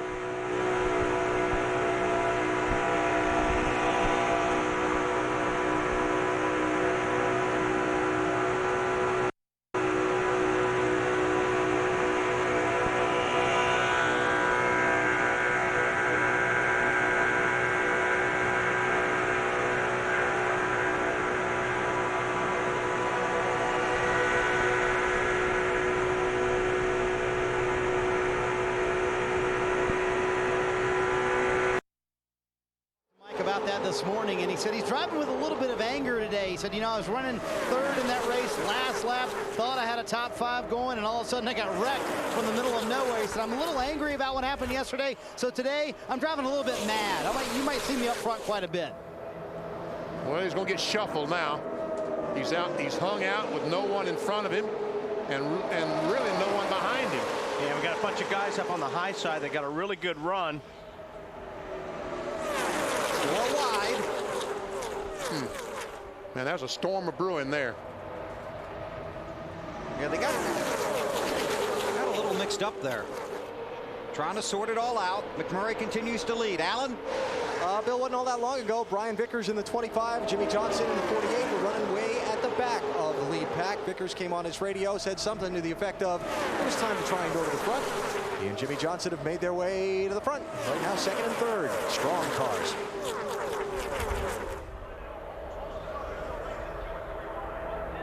Let's see. Kenseth is in there. Burton, Earnhardt Jr., Gordon. Kyle Busch is in that mix. All the guys in the chase.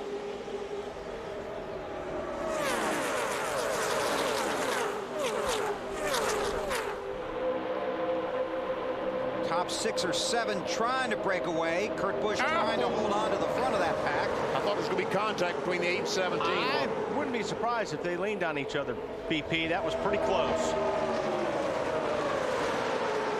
Junior in the 8, looking forward at Matt Kenseth in the 17. There's Gordon in the 24. And you're really helpless when you're in this position right here in the middle. I mean, you've got nowhere to go. You've got guys in front of you, behind you, to the right, to the left. So you just got to hope that maybe your line goes and you start punching the guy in front of you and help that line go. Does he have to be punching the guy in front of him too? Yes. Like up here. McMurray continues to lead just past halfway at Talladega. Partners behind you.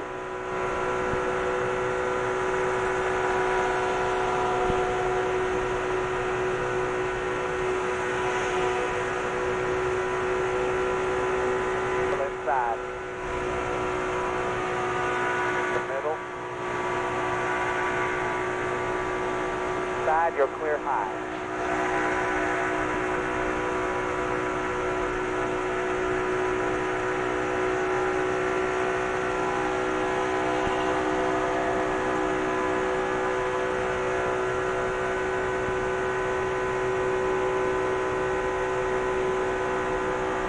If you want to go with them, still inside.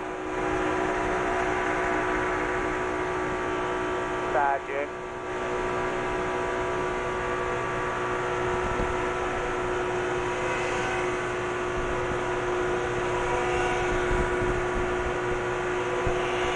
Side.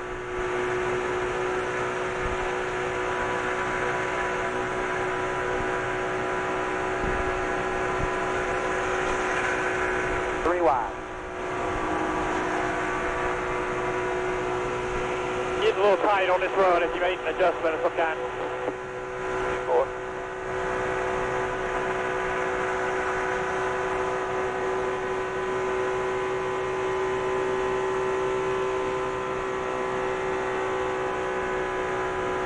Still inside you and 16 still on your mirror.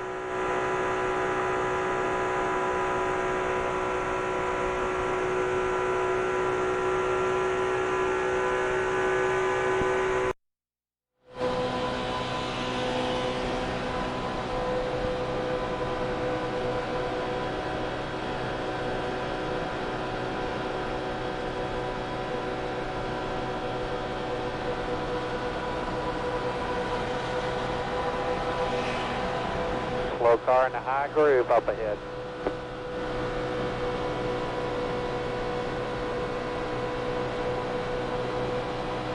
Six or seven.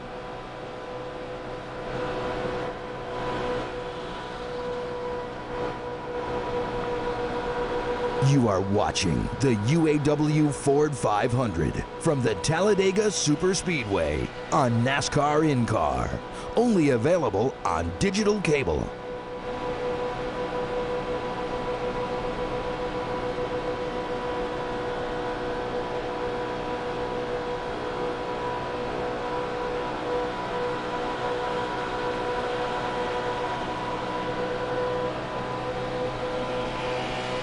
Still inside, still there.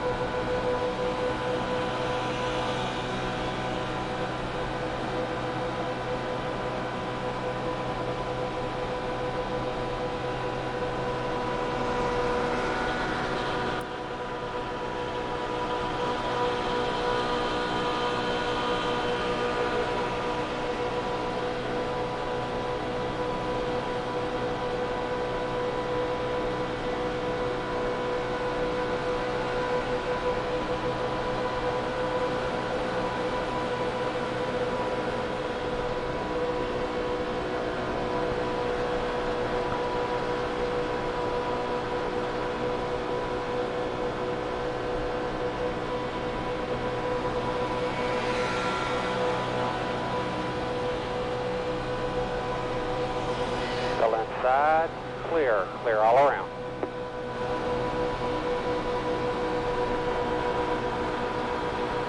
.42's down there by himself.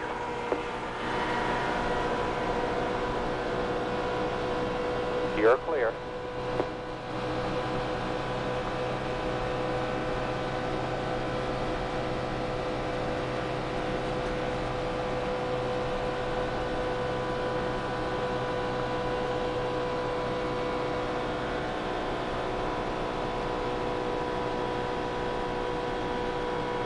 Clear by 1. Clear by half.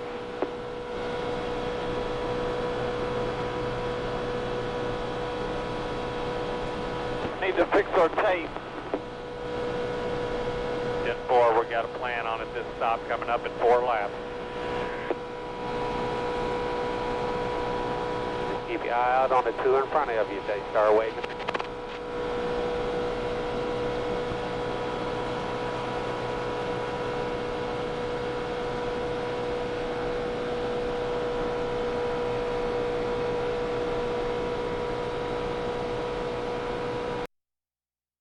The front of the field, but on lap 101, they both got out of line, slipped to the back, and fell to 22nd and 23rd. And Jeff Burton losing a lot of positions. He's hung on the outside with no one in front of him, and without that drafting help, you just can't go. And Martin looks like he was going to the outside. Whoa.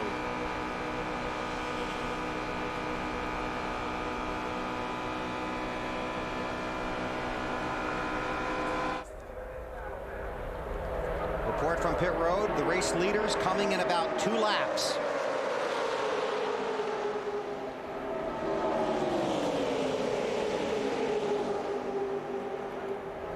That's Eric McClure on the apron of the racetrack. David Gilliland, pole winner on pit road, making a pit stop. Like fuel only. See a lot of guys waving their hands right now, so expect we'll see some of these cars hit pit road this lap. Remember, Vickers and his teammate Jimmy Johnson pitted together earlier in the race.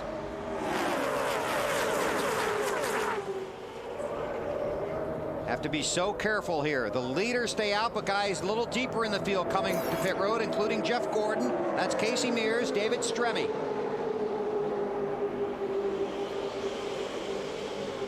There's Casey Kane headed for his pit stall. He's headed for you, Matt. Casey Kane stalled the car on his last stop. They took left side tires. They had to push the car to get it to fire. Meanwhile, Jeff Gordon still has the tear off halfway off on that right side of the window. Caleb Hurt passed the fuel cell full of fuel. Gordon said the outside lane was working. Then all of a sudden, it just quit and he got shuffled back. Scott Riggs. Robbie Gordon. Now this next lap we'll see a lot more than leaders making a pit stop. Yeah, there's several of them, including Vickers, Johnson, Hamlin. Vickers giving up the race lead. There's Kevin Harvick in the 29 car. Harvick's headed for you, Dave. And he's been just hanging out there, not really pushing it too much at this point. Temperatures back to normal for Kevin. They're going to take on right side tires and fuel, Matt. Small wedge adjustment, left side tires for Busch. He was just trying to not get caught up in somebody else's mess. He said it was getting a little crazy out there. Amy? Just right side tires for Brian Vickers, who pitted from the race lead. His teammate Jimmy Johnson will get rights only as well, as did Denny Hamlin. These cars have to stay below that yellow line till they get to the backstretch. Here comes another group. Oh, look at Ryan Newman. Smoked that right front. The tires real bad. Yep, so they're going to have to change those tires now. Marty? Kyle Busch coming to pit road, ran up front for most of the day. They're going to get a tear off on the windshield. Matt Kenseth behind him. It'll be left side tires for the 17, right side tires for Kyle Busch. Just in front of him, they leave pit road at the same time, Dave. Greg Biffle will take on left side tires. They'll also make a wedge adjustment for Greg's car, try to get the handling just a little bit better. Waiting on the fuel, waiting. He's gone. Marty. Jeff Burton leading pit road, guys, and they wanted right side tires this time for Burton. They were a little concerned about the water temperature. A bigger concern for Jeff Burton when he gets hit in the draft, bump drafted if you will. He's hitting the rev limiter hard. He switched to box 2, which has a higher rev limiter, which will allow him to run more RPMs. Mark Martin headed for pit road. Matt has Mark's pit today. Bill, they're counting him down, looking for debris on the grill. There is nothing. Mark, one of the drivers complaining about the water temperature had climbed. Mark went to victory lane yesterday in the Craftsman Truck Series, so now he's won here in IROC, ARCA, Trucks, Busch, and Nextel Cup on 2 separate occasions. It slipped the jack. Whoa! Oh. The car was rolling when the jack was still underneath it, and it actually rolled the jack over, did a little damage right there to that right side skirt. Mark did stay out and lead a lap, so he got the 5 bonus points. Here's what Wally was watching. Throws the jack under. See, it's already rolling, BP. The car rolled a little bit there. The jack's already twisted. And now it's rolling, and now it finally finishes it off. I think that Mark just took his foot off the brake to get ready to accelerate and let the clutch out, and the car just rolled a little bit on him. Here come a few of his friends. Yeah, about 25 of them. Vickers leads the pack. See Jimmy Johnson in there, Denny Hamlin, Jeff Gordon. Chasers running up near the front. Brian Vickers hunting his first career Nextel Cup win under green at Talladega.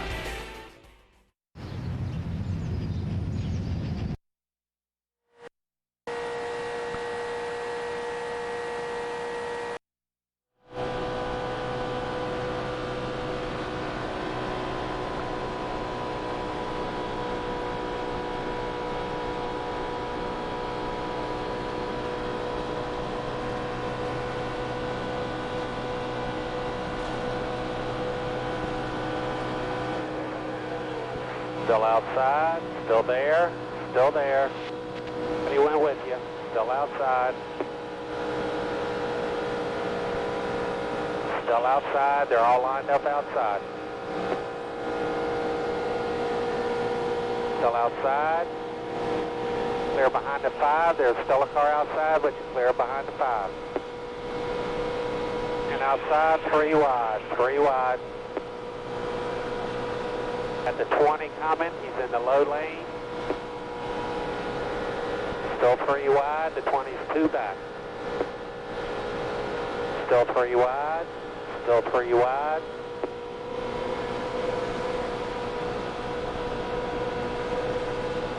Still 3 wide, 20's 1 back.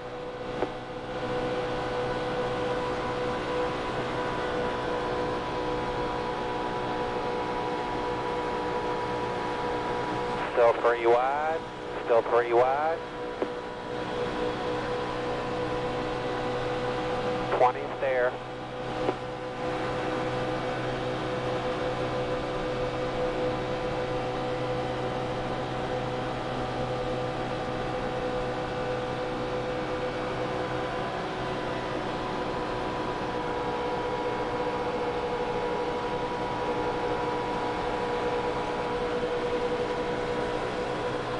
Still outside.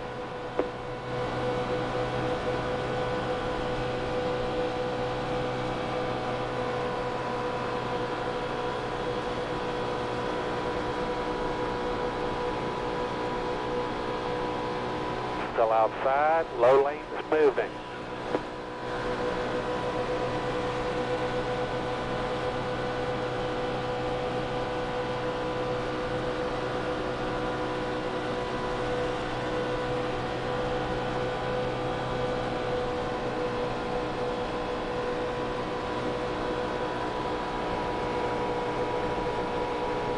Two wide, 3 wide, 3 wide. Still 3 wide.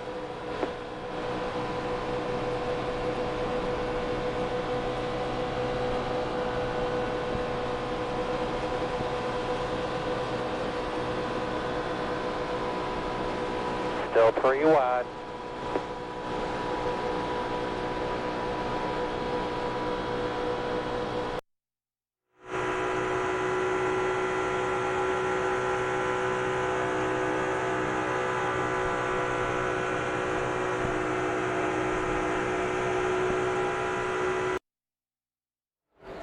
Leaders at the start-finish line now.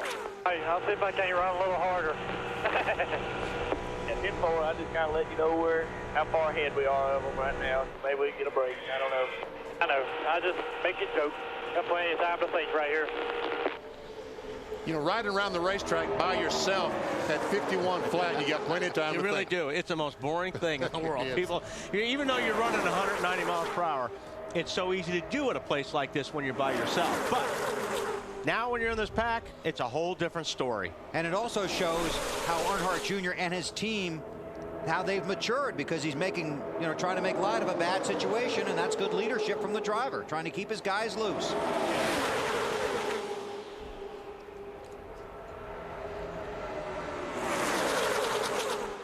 And now we saw Earnhardt Jr. have the tire problem, but there were other things going on when that tire went down. Yeah, actually, he was, you know, he did that. He obviously did it in front of some cars, and J.J. Yeley in the 18 car had to check up. He checked up, went up the racetrack, and the 21 of Kenny Schrader ran into him.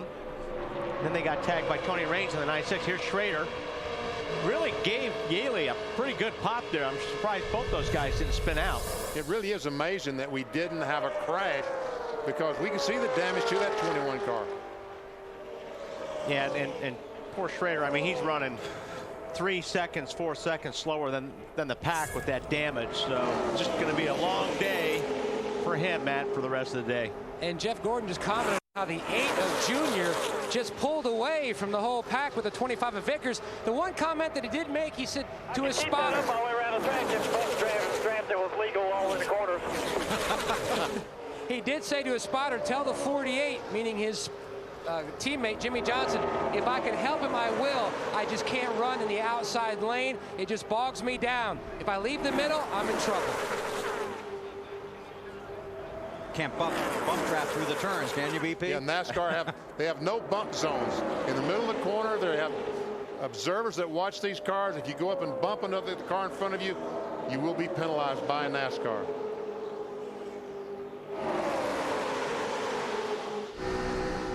This is what it looks like when you run in the middle of the pack at a buck 97, buck 98. And you watch these cars moving around. They're not driving them around. That's what the air is doing to these cars. So these cars float a lot in the corners. That's all just the air swirling around off these other cars, and it affects your car. You're constantly correcting the steering wheel. It doesn't get much closer racing than Talladega. I think the surface is a hit. It is, and you know, if you can run this way and everybody respects each other, like BP said, it's going to get a little bit different later in the race, but it's a lot of fun to do this when you're running with guys that you trust and everybody is given and taken. But later on, BP, you're right, it'll be all take. Brian Vickers out in front of this pack, leaving Hendrick Motorsports at the end of this season, wants to get his owner and his team to victory lane. Can he get his first win at Talladega? We'll know in about 68 laps.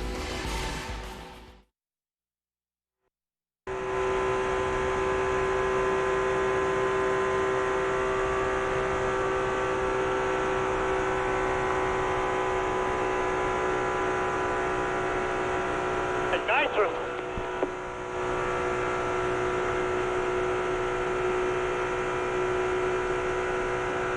.42 in your mirror now, Gene. Long ways back to the 10 car.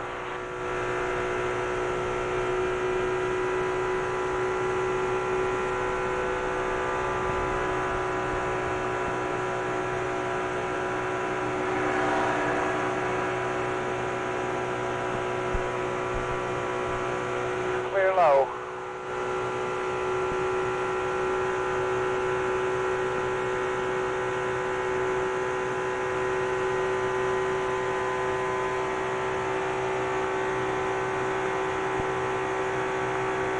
Clear all around. It's the 10 car, right, Tony Jr.? 10 car is the one we want to stay in front of.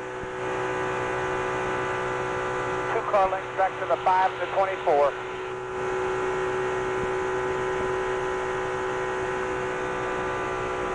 Side, outside.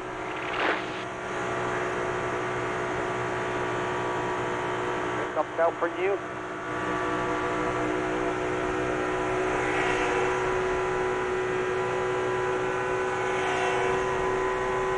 Clear low.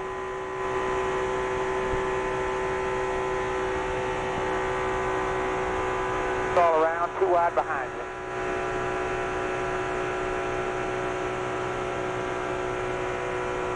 Before it broke out, outside.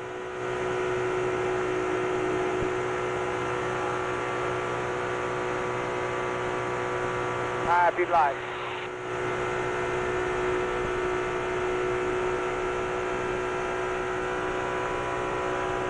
Side, inside.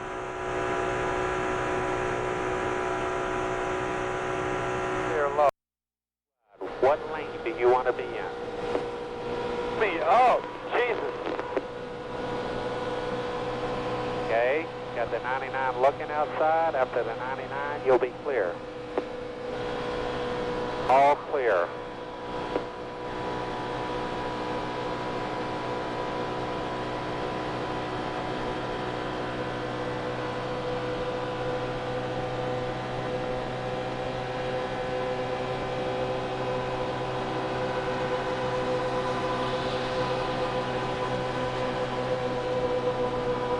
Three wide.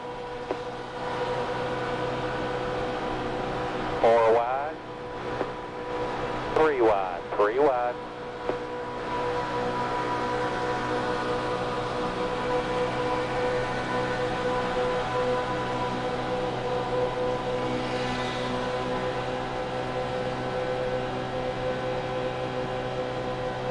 Two wide. Two wide.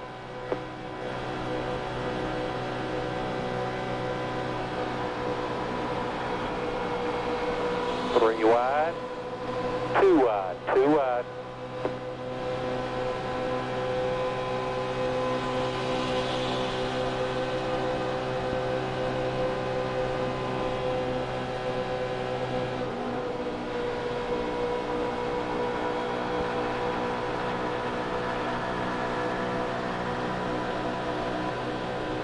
Still inside, still there, clear, clear all around.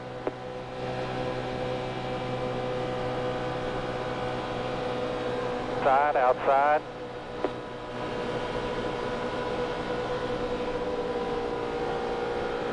Looking outside, clear low, one outside.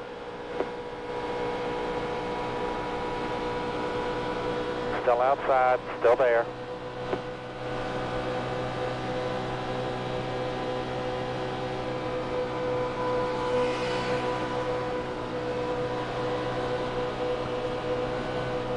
Three wide.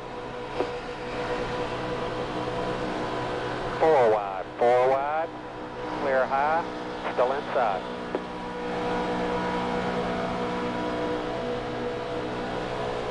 Three wide.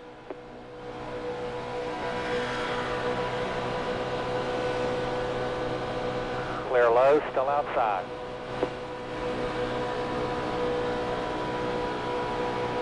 Inside, inside.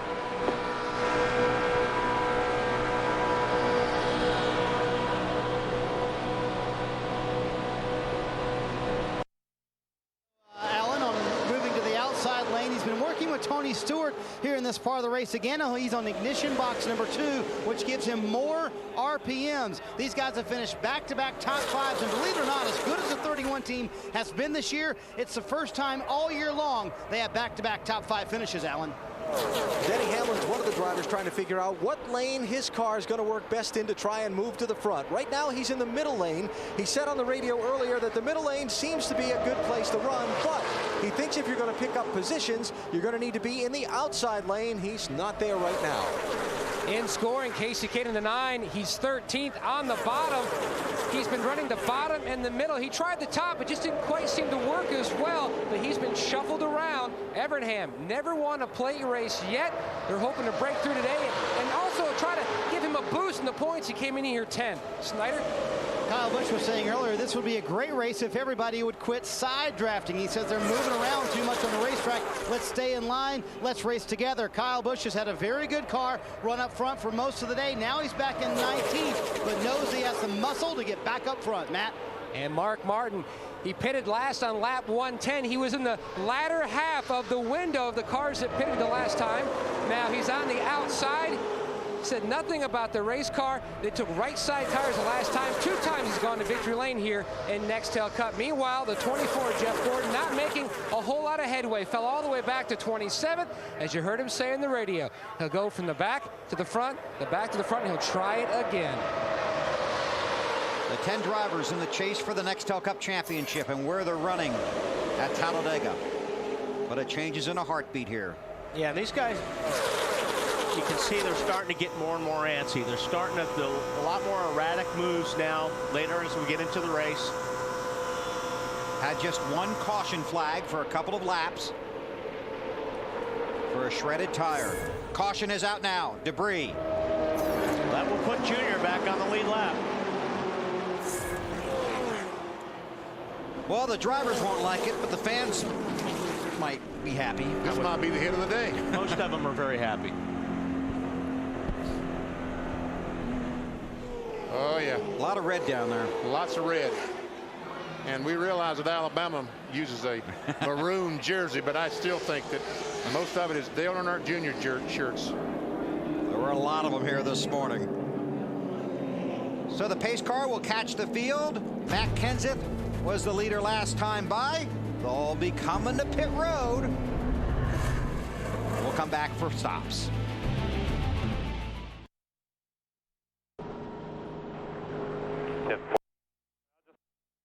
I had to stop because it come up on a corner.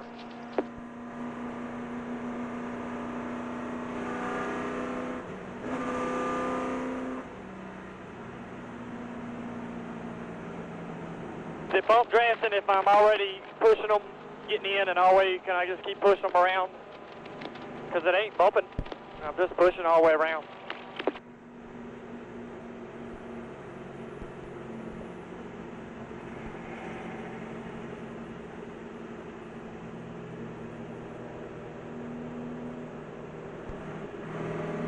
Somebody find out whether that's okay. If I'm pushing them already and I just don't turn them loose, is that bump drafting? If I was to push them all around the corner, because it ain't going, it's so damn easy and the cars are hooked up so good, it's just going to keep on pushing them. I couldn't spin them out if I tried. NASCAR doesn't know up here on the spotter stand, Tony.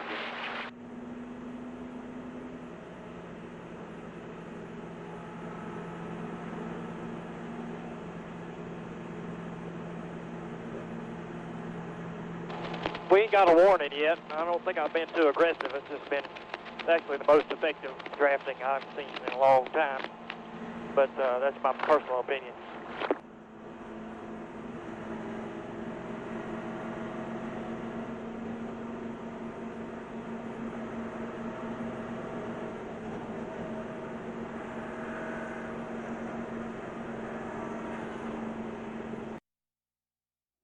Clint Boyer, the race leader, to Marty Snyder and Matt Kenseth stop. And they debated on fuel only, but Matt Kenseth actually vetoed that, said, I want right side tires. If we're going to take the time to get the fuel, give me the right side tires and a tear off, Matt.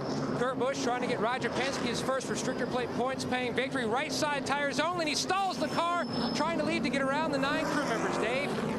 29 car of Kevin Harvick is going to make a chassis adjustment, wedge adjustment. They're going to take 4 tires now to set him up for a 2-tire stop later. Alan? And a 2-tire pit stop for Carl Edwards in the 99 car. You see just the right side. They're looking to take a little piece of tape off the nose because their water temperature has been a little high. Brian Vickers with a 4-tire change in front of him in the 25. Check that out. Yep. Jimmy Johnson picked up 13 positions. So my guess is gas only, huh? Yep, a variety of strategies. Fuel only, 2 tires, some guys with 4 tires. Setting up the last 57 laps at Talladega. Pit. Oh, keep coming. Wow, okay.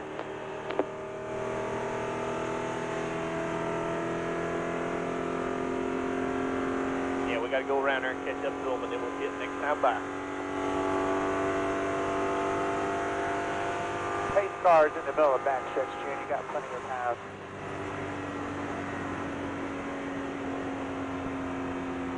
Water temp still doing all right? Yeah, it goes from 190 to 250. Depends on what I'm doing. All right, tempo.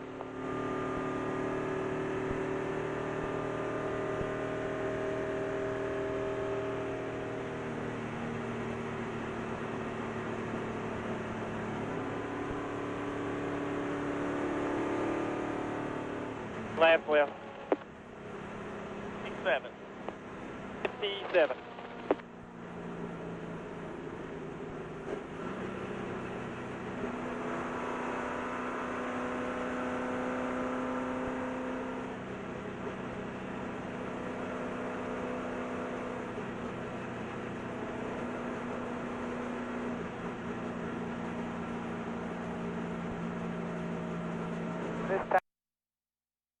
And looked at the Pierre Money Mart website.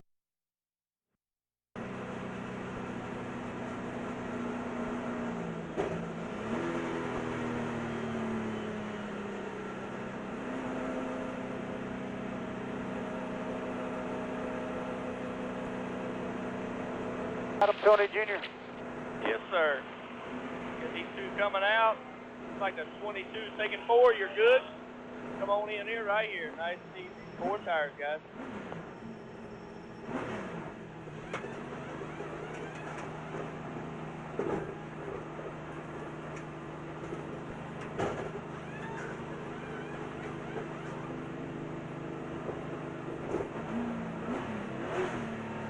Okay, good to go. Play the longest line. Stay below the yellow line. Cool.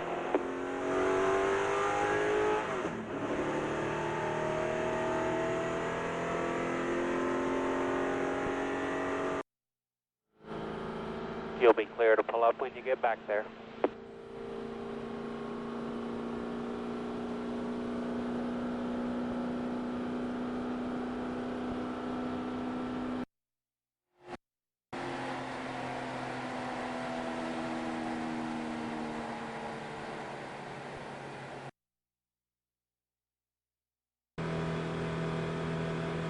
We'll come in here, Mike, and 4 tires and fuel. And if it's 1 to go and some guys come in, we'll stay out. That way we don't take any more chances of losing the draft here. Yeah, I don't think I can lose it. I mean, that was all through that pit stop exchange. So I think as long as we'll be fine, I'll get up there. Yeah, I mean, what happened was whatever happened with the 8 when we slowed up, lost all that time, it just started multiplying from there. All right, 3,700, 1 to go. It's going to work out fine. Work out perfect.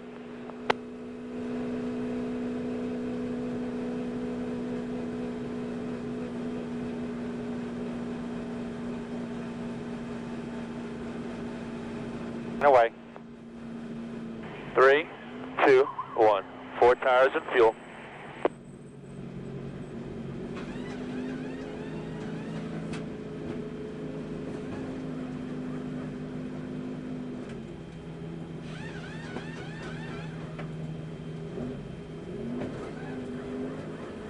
Go, go, go. All right, all clear. He's got to get ahead of that 8 car. That'll help us just tie, okay? Yeah, 10-4.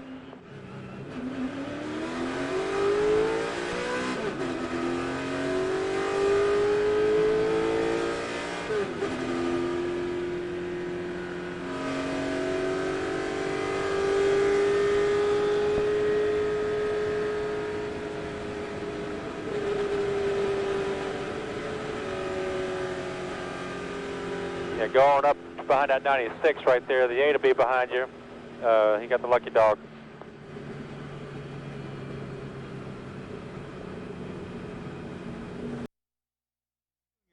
You could hear the fans roar from Tuscaloosa. He made his way to the front. Kevin Harvick making his stop on pit road. Waiting on fuel, waiting on fuel. Jimmy Johnson trying to get into his pit stall. After he'd lost ground on a previous pit stop, Dale Earnhardt Jr. cutting down a left front. Trying to make sure he stays out of traffic. Got that back to pit road. Just got the lucky dog back on the lead lap in the 31st position. Championship contender Mark Martin. Right side tires, and I like that Mark Martin pulls close to the wall so the guys don't have to run, take that extra step. Good move, might save a 1/10 of a second. but then rolled off the jack, and the jack man had to yank that thing out of there. Then that cost 0.2 of a second, so he lost. Our DLP race recap. Among the teams that got 4 tires, Harvick, Gilliland, Stewart, Jeff Gordon, Casey Kane, Jimmy Johnson, Brian Vickers. Green flag, green flag. I think that's a good move. If this thing stays green, then those guys only have to come in, get a splash of gas, and go. And they're going to be on better tires than everybody else, BP. I agree with you. I think 4 tires was the right call.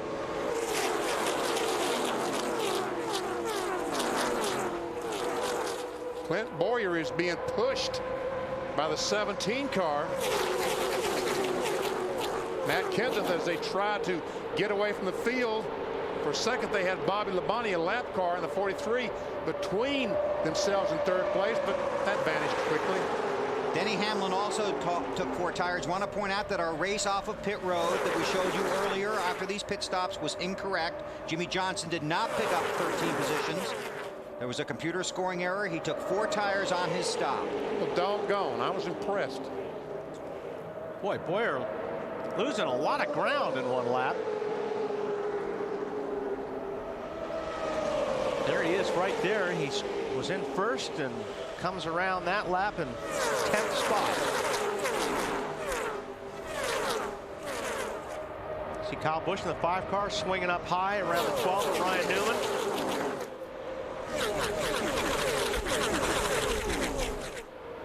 Update on the race leader, Matt Kenseth from Marty. And the 17 is awfully good today, Bill. When he came off pit road, he said, guys, that was an excellent 2-tire stop. That may have been one of the best you've ever done. And the 17 has some pretty good stops on their resume. I talked to Robbie Reiser about the 2 tires. He said, we have seen 0 tire wear today at all. So I don't think 2 tires are going to hurt us here at all. In fact, they may take none for the rest of the day. The tire wear has been virtually nothing today. See how it all plays out. That's pretty good when you run this fast, have no tire troubles and no wear. Really amazing.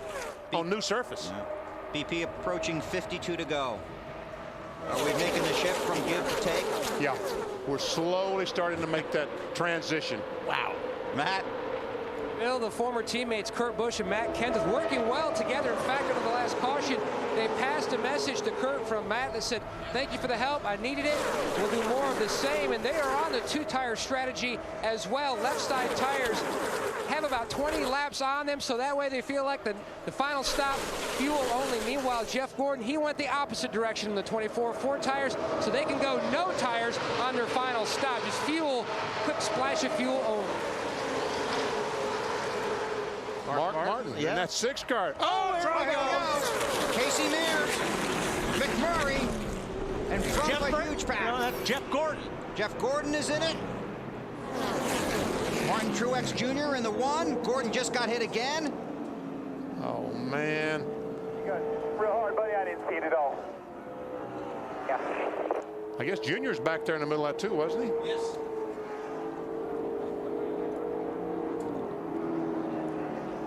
Denny Hamlin, the 11 car. Yep. See Clint Boyer, 07, trying to drive away. Well, we keep talking about the big one. This was it. Looks like there's Boyer.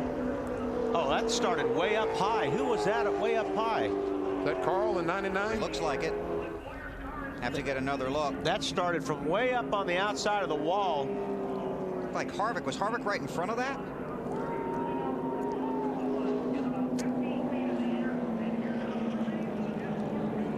See if we can get a. Well, it's going to be tough to see from that shot, too.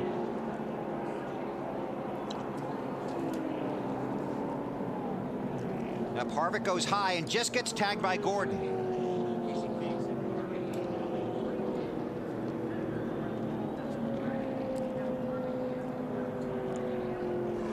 Some of these cars have already made it back to pit road. It looks like it's Carl Edwards. Now, I don't know if Carl got tagged, but he got loose, like he got hit.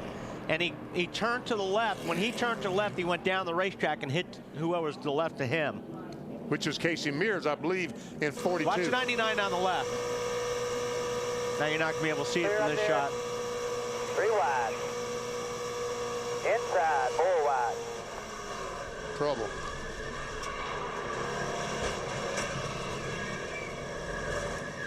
That's camera deep getting hit right there. Dave Burns.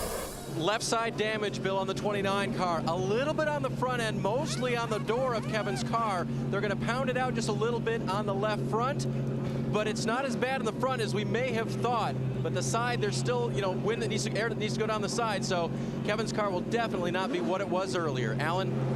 Most of the damage to Denny Hamlin's car concentrated on the fenders at the corners on the right side. Denny saying to the team he didn't think that the wheels were hit at all in any of the contact. So right now, the crew chief, Chris Gillen, the car chief rather, under the right rear of the car, looking at the damage there. And they're checking out the right front fender as well. Matt? Now the 26 of Jimmy McMurray has already come back to the garage. Jeff Gordon's team is awaiting his arrival back here. Gordon on the radio trying to diagnose to his team how bad and what areas are damaged. He says, we are just dragging a ton of stuff. They're trying to bring a sway bar arm from the pit box, trying to get all the different parts ready. They've got a crash station back here ready to go as soon as the 24 gets back here. Marty? Matt Kenseth comes to pit road. Matt, he's going to take on some tires here. They're also going to take on fuel. They didn't know if they could make it all the way from here. They obviously cannot make it all the way from here, so they'll have to pit again. Matt? And the 6 of Mark Martin in for service. Looked like fuel only there for the 6. Alan? Watching, well, actually, I'm headed in opposite directions here. Okay. Dale Earnhardt Jr. and Jimmy Johnson are pitted at opposite ends of the pit road here, and we're going to check out the damage on both cars. Jimmy Johnson leaving pit road now. We'll get an update there in just a second. Johnson's car looks pretty clean from here, Alan. Taking a look at it right now. Well, Junior must have been in front of that accident because I never saw him anywhere in the back. There's one way to find out, BP. How's that? Let's go on board with Junior. It looks pretty clean by that shot, too. So if he got hit, he maybe got hit in the back a little bit. Denny Hamlin right in front of him. He was in the wreck. Stay high, June. Stay high. Stay high. Doing good. Right through the middle. How about that? He stopped. Remember that when this checkered flag falls at Homestead. That's great work by Earnhardt. This is on board with Denny Hamlin. Not quite as fortunate.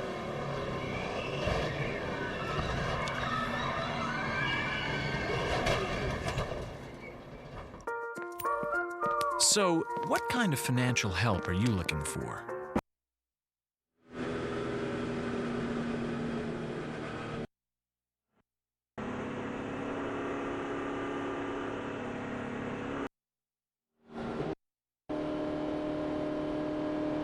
Rear, Jerry, right rear.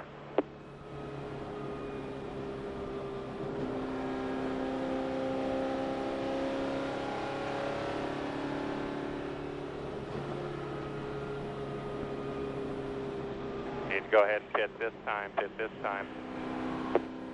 A lot of stay drive entrance to pit road, just be aware. Cutting that off, I'm going to lay up underneath there and try and beat that thing out and try and get it pulled away from the tire.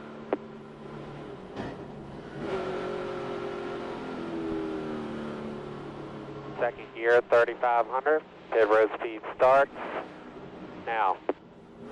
Try and get it pushed in and get everything taped right now. Then the next time we'll come in and try and get the quarter panel on it. You sure you want to cut that bumper off? That'll give me something to attach that quarter panel to. Need to take it off.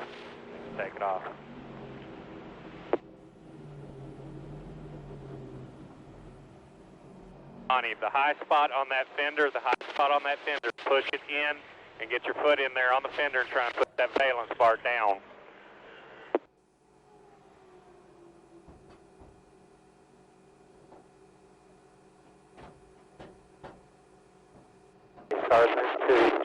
Set up, I got to push this crush panel up. Make sure we got our screw guns ready there, guys. Plenty of bear bond ready to go with the backing off of it.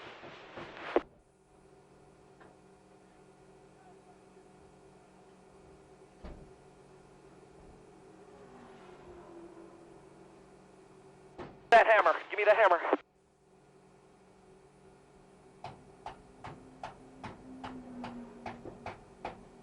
don't know how it's going to affect the airflow, Mike, but the hood is popped up a little bit over that cowl.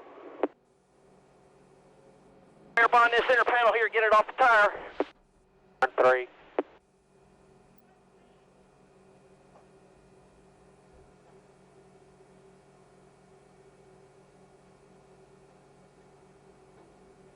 Middle of 3 and 4.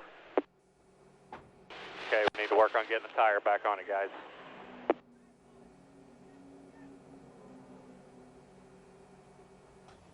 Off of 4.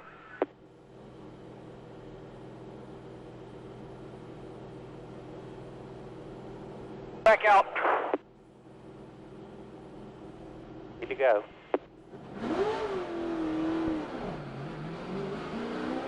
Next time we come in, I gotta get that right rear tire off. When it's gonna be in travel, it's gonna rub them crush panels. I gotta beat them crush panels up. Jet drive. Go slow inside. Top of the quarter panel.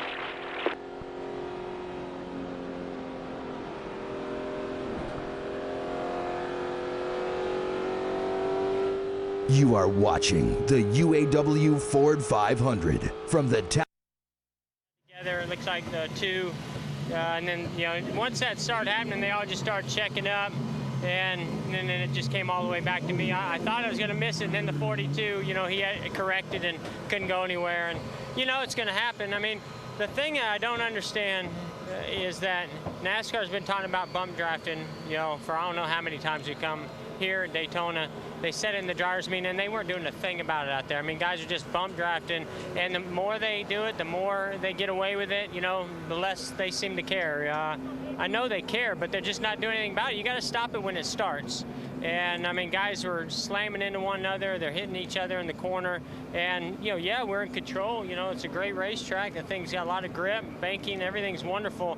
But eventually, just what happened is going to happen. It's going to happen again, too, probably before the day's over. You told Steve Letarte at one point your wheels were lifted up on the backstretch. You almost wrecked due to bump traffic. Yeah, well, what people don't understand is, they think that's all great. They're just sitting there running in the back of you. But when you start carrying all that momentum and you got a car in front of you, you have to move out eventually to make that pass. And if they're hooked to your rear bumper, it's just going to turn you right around. And you said Dale Jr. was the one who was bump drafting you hard? I don't know if it's motor or what he has there, but that guy seems to be able to run into the back of people harder than anybody else out there. He's a great drafter. I love racing with him, but man, does he run in the back of people.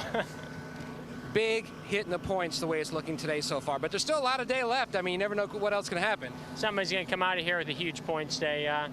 You know what? I've said all along, if it's meant to be, it's meant to be, and it just doesn't seem meant to be for the DuPont Chevrolet. And we just go out and race now. We got some great tracks coming up. We can win races. You never know what can happen, but right now I'm not even thinking about it because I'm so bummed out that I know that our chances are pretty slim of getting up there and winning this championship, if not completely done. The Drive for 5 took a big hit today. He started today 6th in the championship standings. Marty? Matt, Greg Biffle has climbed from a very damaged number 16 car. Was it just starting to get kind of crazy out there, Greg? It wasn't getting that bad. I mean, everybody was kind of doing the same thing, and we just got somebody up there got 4 wide. It looked like getting in the corner, and just, you run out of room so quick that narrows up so fast down there. And somebody just made a mistake. I thought I was through it. I got down on the apron, and then I didn't see the 26. He was spinning and came back up in front of me. Thought we had it. Make it through with the National Guard car, but just too much damage to try and get it back out there. We got so much front damage, and the pulleys on the engine are damaged, and it knocked the oil pump belt off. So lots of damage that we won't be able to make minimum speed, so we're going to have to put it in the truck. Jeff Gordon was saying he felt like the bump drafting was a little excessive and kind of surprising to him that NASCAR wasn't doing anything about it. Your take on that? I may not have been in the group he was with. I didn't think it was excessive.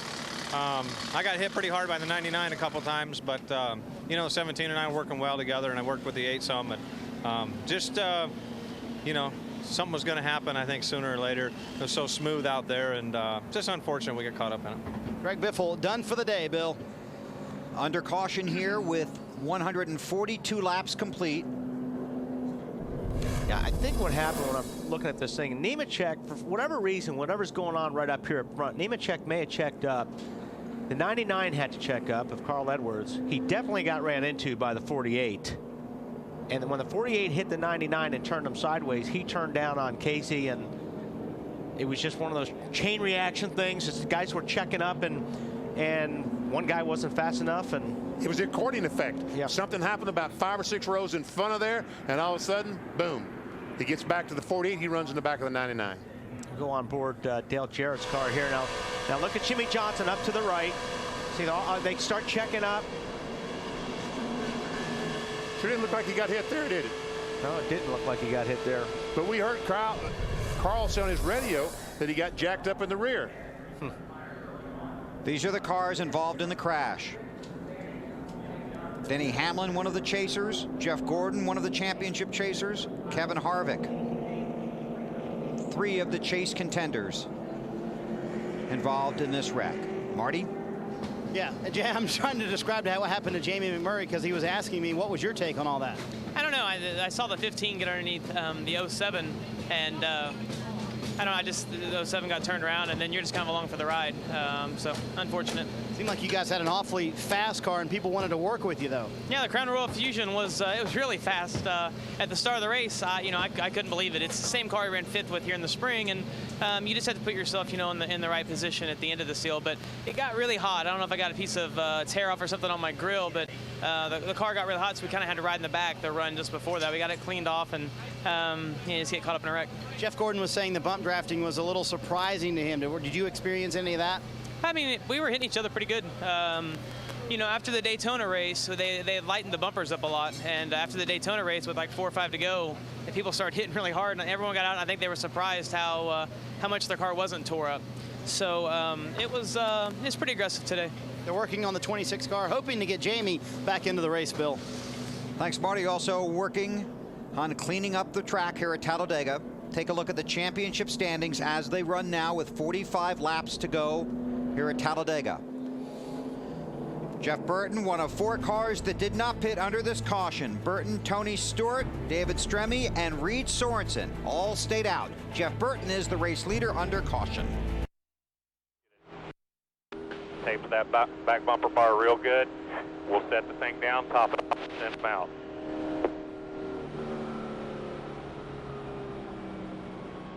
Oh, Freno, do we have a bigger hammer than that right there?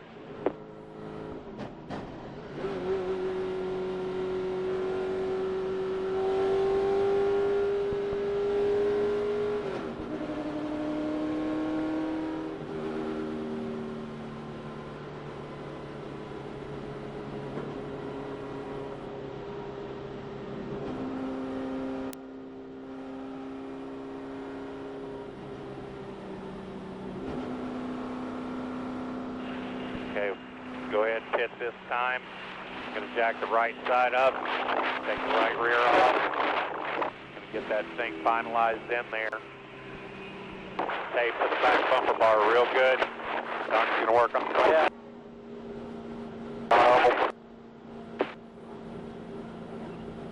Okay, jack it up, make sure the screws are in it, put the tires on it, we're going to have to go. Okay, right over here on the left. Make sure the screws are in. Got to get caught up here.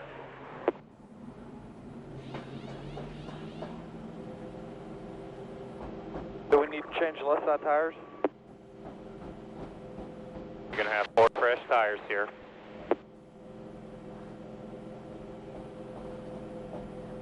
Turn 2. Top the fuel off. Come on.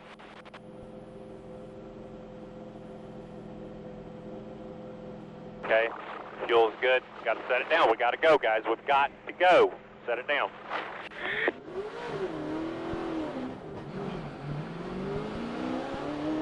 Pace car's in the middle of the backstretch. Good enough. We'll get caught up there. Swap on. We should be good to go right there, Curtis. Just look for rubs if you could. Everything should be good there.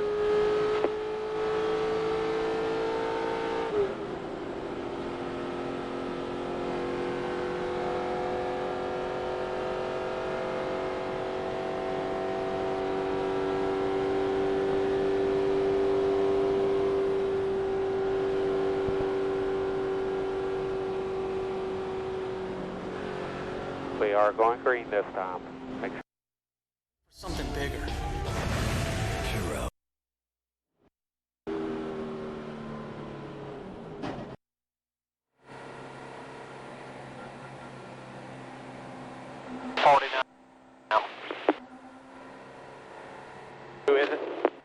49.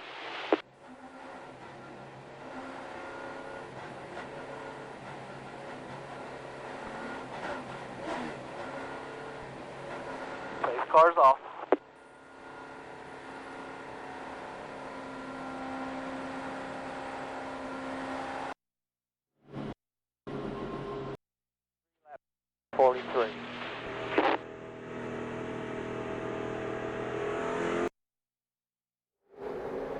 You're talking about running 43 laps. That's a lot. No, but when they do have to come in, that's less fuel they have to wait on when they pit. Good point.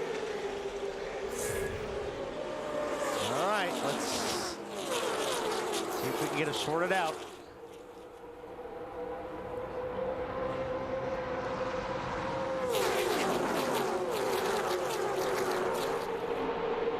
Twenty-seven cars are scored on the lead lap. Sorensen is now scored in the 27th spot after finally making his stop.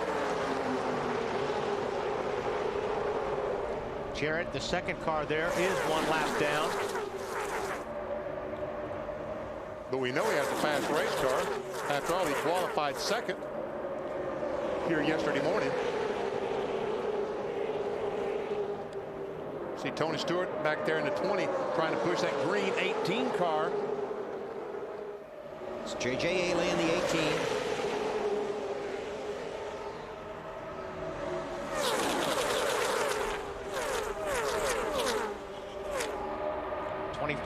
Swings high. Brian Vickers goes to the outside of Kenseth. Got some help. Jimmy Johnson, his teammate. Kyle Busch, another teammate.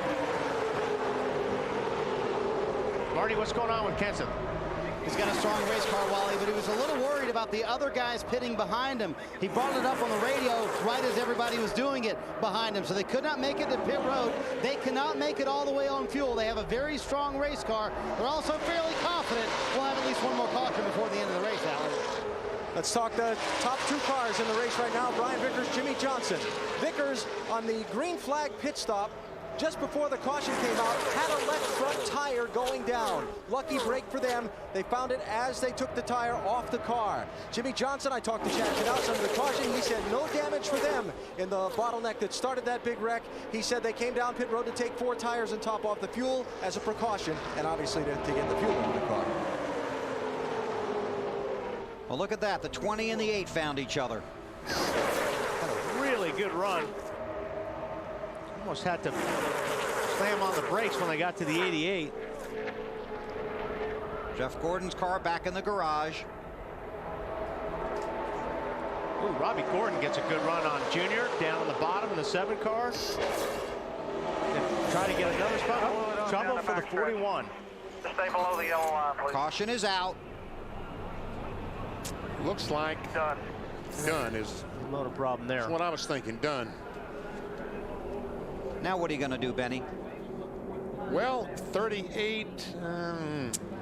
This is close. This is very, very close. Some of these cars might be able to make it, but we saw Kenseth. He ran out of fuel in 37 laps. And it looks to me like that the Roush cars get as good a fuel mileage as any of the rest of them. And he ran out in 37 laps one time. So do you wait until this car where you're ready to go green, come in and top off and take the chance? There might be 37 laps to go. That's right. Dale Jarrett in the 88 car is the lucky dog. He will come around and be the 27th car on the lead lap. Here's DJ, former Talladega winner. His dad, Ned, has a birthday coming up this week. Happy birthday, Ned. Probably be celebrating with a round of golf, don't you think? I think he will. I don't blame him a bit. Hope you shoot your age, Ned. You going to elaborate on that, or just going to drop it right there, big fella? Right there. It's about par. About par. Pit road is closed under caution here at Talladega with 39 laps to go.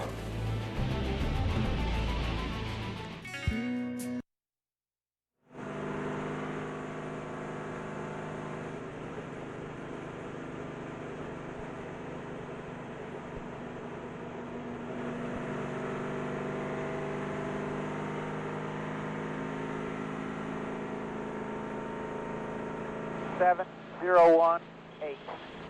We'll pit road open. It's open this time. Yes, go. Just politely ask him. All right, cool. Doing all the right things, man. We're going to pit this time. Junior, pit road will be open. Tony Jr. wants you to pit. Okay. Just stay in here until I tell you to go. Guys, push the car off. Get her full, back her. Jack the left side up, get you another half a gallon. Mark said he'd get it.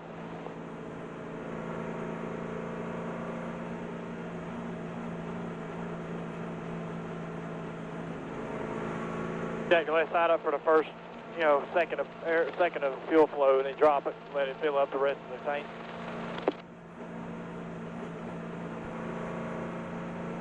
It'll be pressurized, so it'll get it. All right, I got another idea I want to talk to you about later. Okay, 10-4.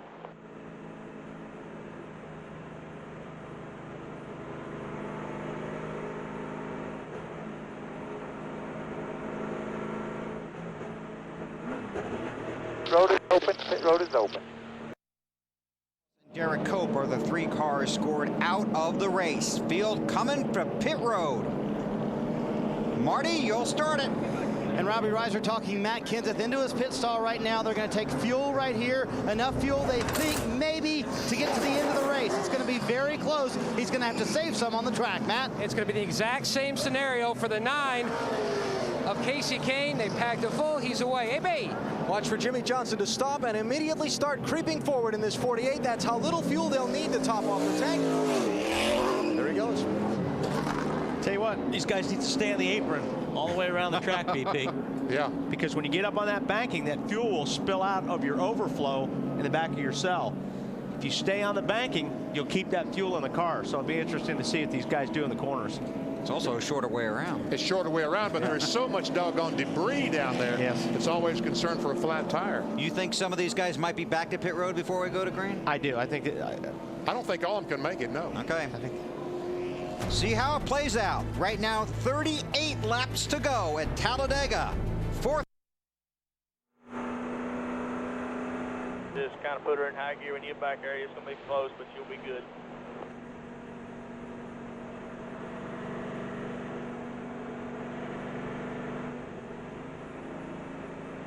Then us, then a 2.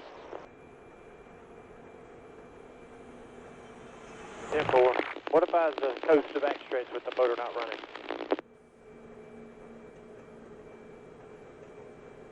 No, I would just let it roll, I wouldn't cut her off, because our luck, that somebody's battery would be dead, wouldn't crank back up. Well, it did.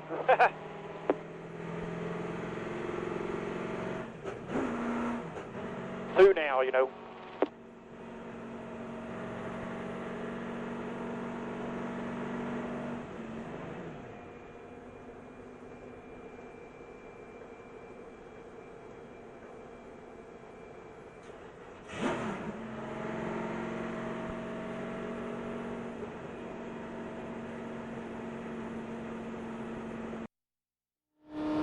Run me and tear off when you do.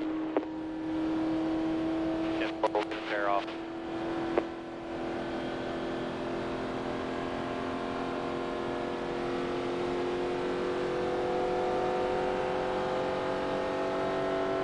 Stay out, stay out, stay out, stay out if you can. Stay out, stay out.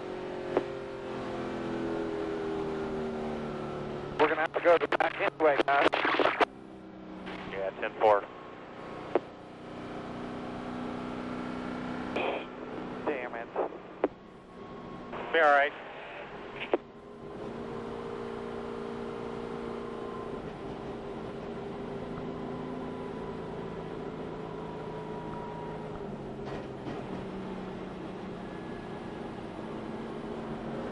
Let them come inside of you.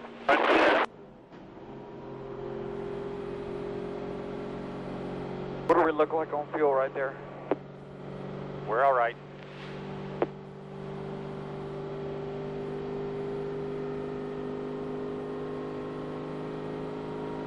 We're still coming inside.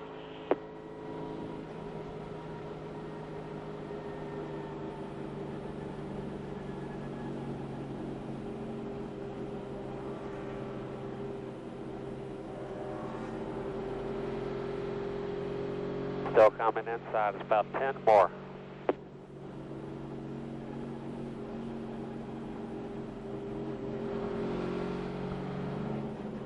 We are going green this time. Make sure they're cleaned up.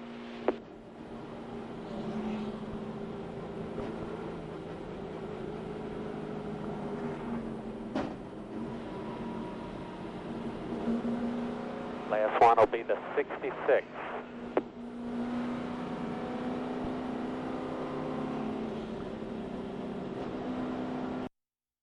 Lead in the championship standings.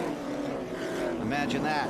I think a better word is dominate. Yep, and you'll see them on TNT next Friday night from the Lowe's Motor Speedway. Jeff Gordon returns to the track. Currently scored 38th, 14 laps down.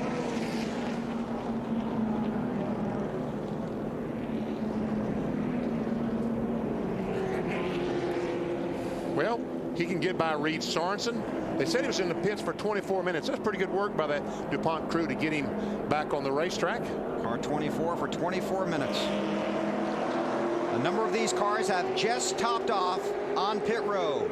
36 to go when they get to the line. Martin Truex Jr. is the race leader.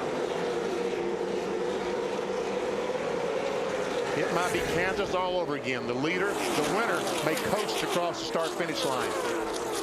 It's not as easy to coast here as it is at Kansas. No, you might get run over if you're coasting in front of this pack.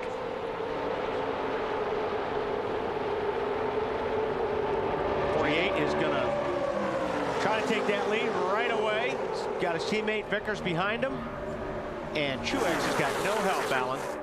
Well, he's got this 15 car and the 8 car back there, Alan. Yeah, they got to catch up to him first to be able to help him, though, BP, and not pass him while they do, like they just did. Martin Truex did not pit under that caution. They had just stopped back at lap 144. They stayed out that time. Jimmy Johnson, the leader, as soon as he left pit road, his crew chief Chad Canals told him, save fuel. And told him, you know, we actually got better mileage when we were running up front early in the race than when we were back in traffic. Jimmy having to work the pedal on and off a little harder when he was back in traffic. We'll see if they make a run for it here. Marty? Alan, just before it went green, Matt Kenseth came on the radio and said, if we can run with that 8-2 or the 16 car, we'll be in good shape. Robbie Reiser came back on the radio and said, the 16's out of the race. He said, well, then find that 8 and 2 for me because we worked really well with them today. How about that Menard in the 15 car? Is he a lap down? No, he's the leader. Good boy, Paul. Did you get a shove there from Junior? He got a pretty good push. Definitely got a big push from Junior. Junior couldn't hang with it. And Junior's going to lose 4 or 5 spots. Dave, they are cheering in Wisconsin. Yes, they are. Now, I was just going down to check on their fuel mileage situation. Get back to you on that because they did not come down and top off. But this is an Old Dale Jr. car. It's a very good car, and Paul's been very complimentary of it all day long. However, yeah, without a lot of experience at Talladega, not a lot of friends. Mark Martin runs 4th in that lane. Matt?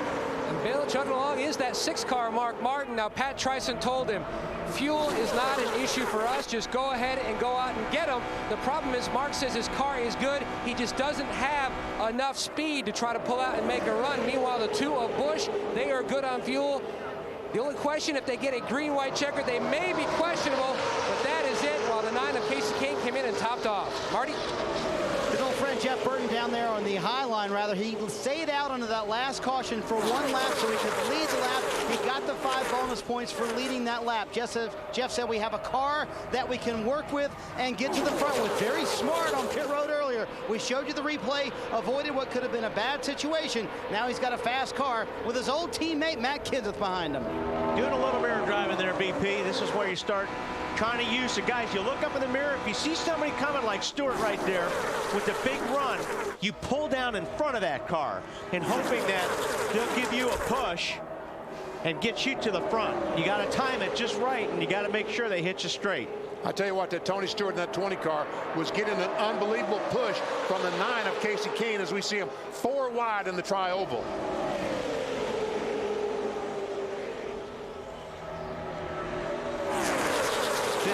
Lead changes today, the most here since July of 1984. Update on Tony Stewart from Marty. And here he comes. He's in second place. He's kind of hung in the back for a good part of this race, but on lap 130, they took on 4 tires, and this is key. On lap 151, they topped off. They're fairly confident. Unlike most of the other guys, they can make it all the way on fuel. Fairly confident. Yeah. How confident were they last week? You know, they said, the engineer said they were going to be a half a lap short. And unbelievably, they were a half a lap short. See the 40 car there. That's David Stremme in the mix. Down on the bottom underneath Casey Kane in the 9 car. Got a pretty good run. If he could just pull it off right now and slip up in front of the 9, but doesn't have enough and doesn't have help. Tony Stewart said this is his new favorite track. Robbie Gordon in the 7. And the rookie, David Gilliland, the pole sitter behind him. Wow, they're stacked up going into 3. Wow, did you see Harvick stick that 29 car right in the middle of a 4 wide? And they're still 4 wide, VP. Casey Kane in the lead in that 9. You couldn't run 4 wide off the 4 before they paid this place without a wreck. Tony Stewart going for the lead. That time, Stewart took the lead. But Casey Kane led at the line and got his 5 bonus points. 24 of Jeff Gordon could not meet the minimum speed.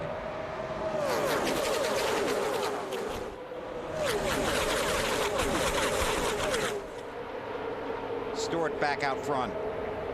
A couple of chasers right behind him. There's the bump drafting going on right there. That's Vickers all over the back of Casey Kane's car. Now you're not supposed to hit a guy in the corners here. We heard Gordon talking about that earlier when we interviewed him. But when you're on the straightaway, hit away. Kane back to the lead. Through the tri-oval towards start finish. And Tony Stewart, just like Jeff Gordon early in the race, he's going to lose about 15-20 spots. Right about this time of the race, you may have a friend for a lap. But that's about it. That's about, well, never mind. Yeah. Casey Kane out front, but 29 laps to go here at Talladega. Is it permissible to hide Miller Lite in the fridge? Sure, I like to stash one in the butter door. I like to hide mine in the crack of a turkey. Guys, this is an outrage. When it comes to beer, sharing is caring.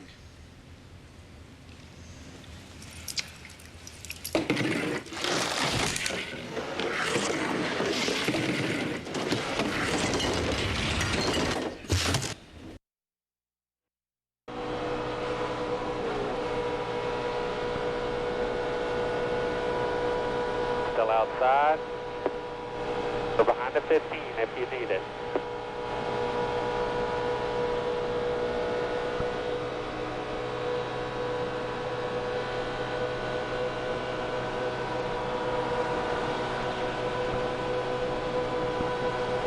Three wide.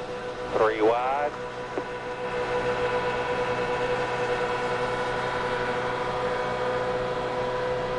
Still 3 wide.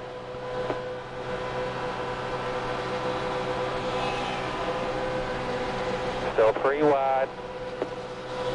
2 wide. 2 wide. 3 wide. 2 wide.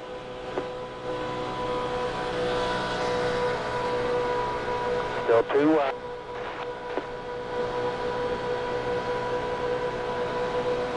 Looks like that's the lane you need to stay in for now.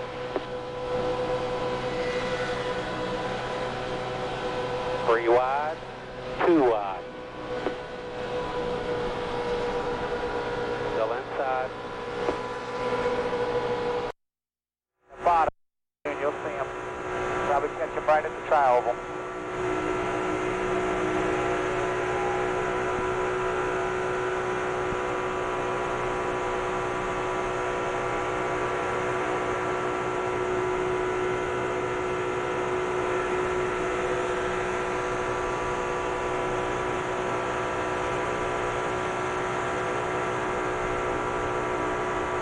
Outside.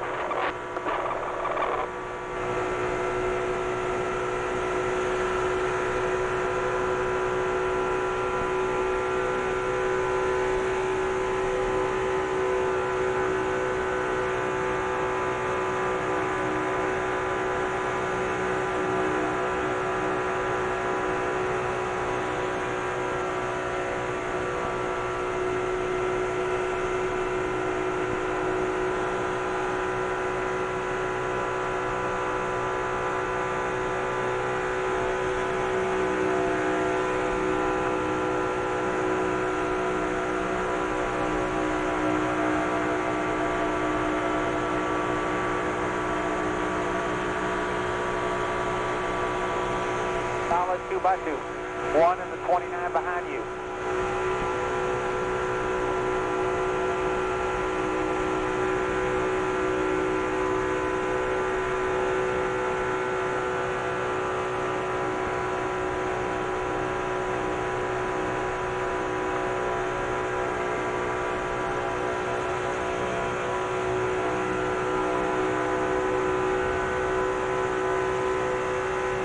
Junior, we've got our first bump drafting warning. 10-4 on that. 10-4 on NASCAR.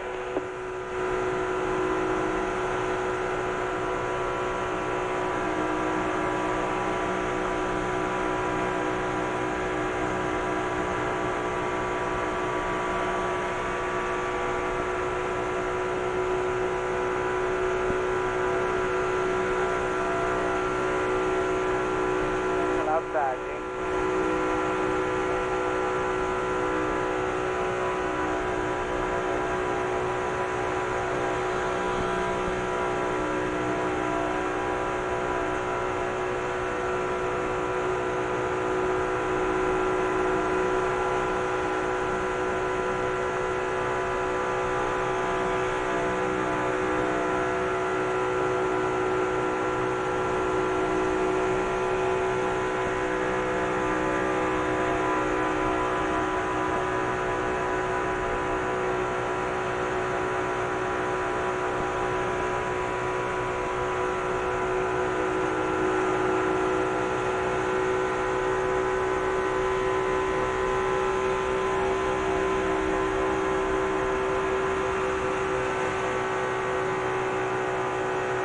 Wide.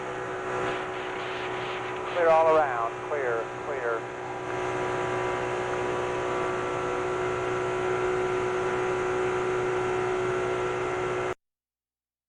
He's about a 1/10 of a gallon short, but they're going to go for it as best they can. So a 1/10 of a gallon short, but the championship leader is still going to the end. And Matt Kenseth, as we said, a little bit short on fuel, we think. I never got a straight answer from Robbie Reiser. So I think 17 just a little bit short on fuel. And remember, they ran out at Dover, but so far their plan is to stay on the track. Matt? Marty, his teammate who's in his mirror, Mark Martin, they've told him he is good to go on fuel. Fuel is not a concern. He is saying, though, that it's getting awfully warm inside that race car. Bill? Casey King goes back to front now. The way Junior got the lead, if you saw that pass, was he hit the 2 while the 2 was turning into the corner. The 2 of Kurt Busch got loose and he went flying up the racetrack, and that's what NASCAR doesn't want you to do. Junior tries to edge away. It's Jimmy Johnson and Brian Vickers behind the 8. Casey Kane leads that inside lane.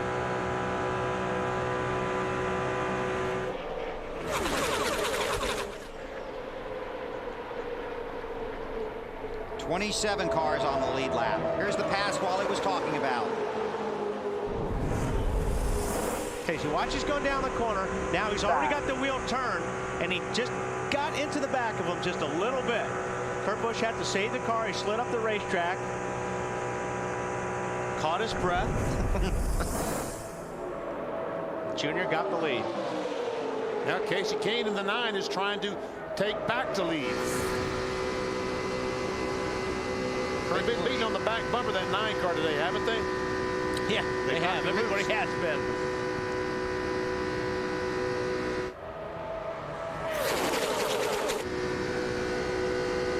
Kane really wants to get in front of Earnhardt.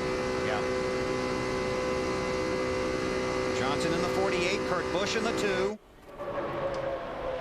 Meanwhile, here comes Tony Stewart up on the inside trying to make it 3 wide. Has a little bit of help with Scott Riggs. Let's just hope Scott's fast enough to push the 20. Riggs got a lucky dog to get back on the lead lap.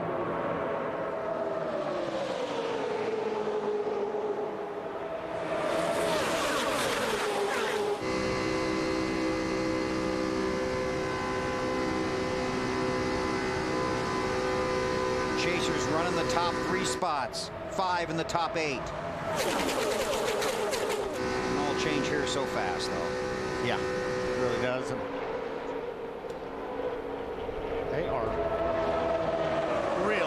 tell right now. A pack of 27 cars on the lead lap. We have a 1-minute break. We have to get in before the checkered flag. We'll do that right now. Come back, take you to the checkers.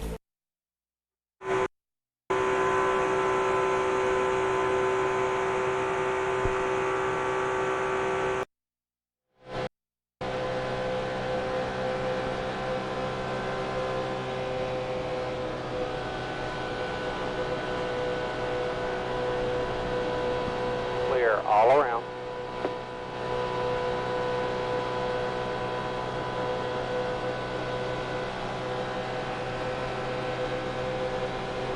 Still outside, got help coming with you. Still outside, still there.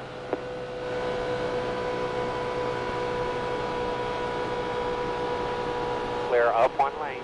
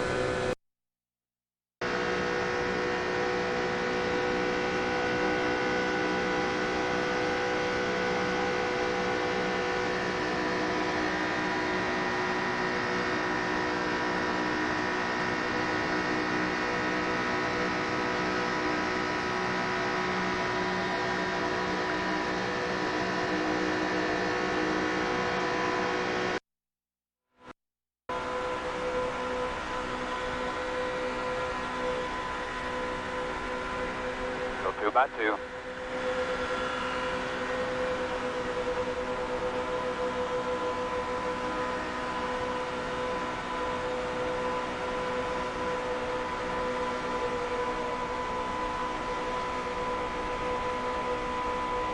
Still there, still there.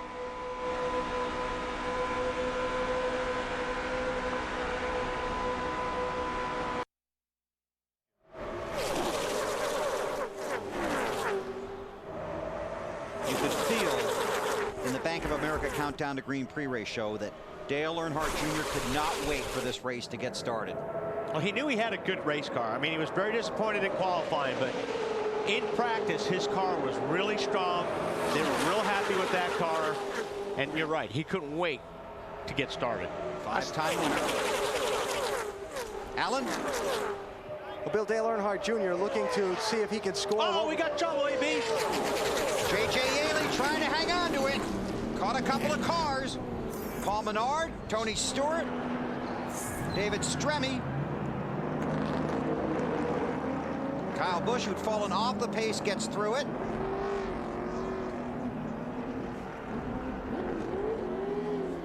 There were 7 chasers running in the top 10. They all appear to have been ahead of it. A lot of damage there, the Stewart's car as well as Yaley's. There's Denny Hamlin's on board.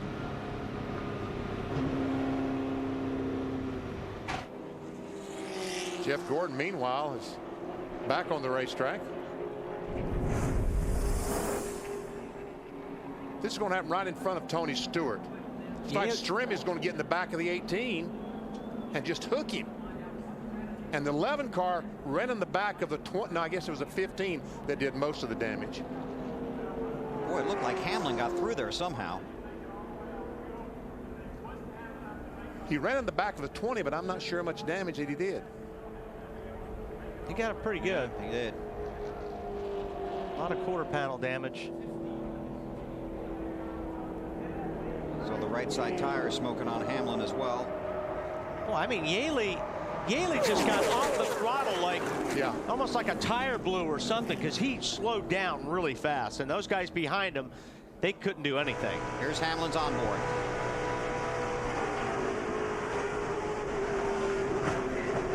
He got hit in the right side, too, did. Allen's got his pit. And that last shot you saw right on the right front tire of the 11 car. After Denny gathered things up and got under control, he called Mike Ford, the crew chief, on the radio and said the steering wheel has turned 90 degrees. And he kind of laughed because they had made 6 pit stops after being involved in the last wreck, stayed on the lead lap, and were in that lead draft, going to have a decent finish. And now they got caught up in the second of the 2 big wrecks. And there's still time to get in another one. Always looking at the bright side, aren't you, Willie? Marty? And guys, the odd part of this, all 3 Gibbs cars were involved in that accident. Tony Stewart sitting here on pit road, a lot of right front damage. He was very calm on the radio. Some rear damage as well. But obviously they had a car they felt like could win the race, and there's a lot of rear damage on the 20 car. They're going to bring them back in and see if they can continue to fix this damage on the 20 car. Thanks, Marty. Bobby Labonte in the 43 car is the lucky dog. Now then, will anybody come in and top off? Or this may be enough. Now the caution flag, they're going to use less fuel. Yeah. They have stayed on the racetrack. So the leaders stay out. You see the drivers involved in the crash. Dale Earnhardt Jr. has scored the race leader. 13 laps to go at Talladega. Tuesday, a night of powerful law and orders on criminal intent or crime. I wasn't trying to talk you into anything there, but we're in the same boat as everybody else, and we're okay.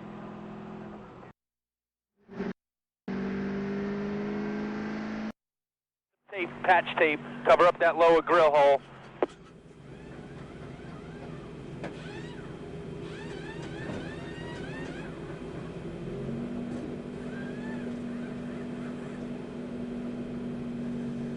All right, good.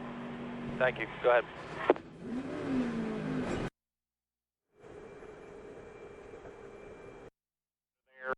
The thing is jacked up. Tow that thing in a good round and a half. Don't worry about checking it. Just turn it in a round and a half. It needs a bunch, Mike. And 4, jack it up. We'll go ahead and look at it then, Spider. 4.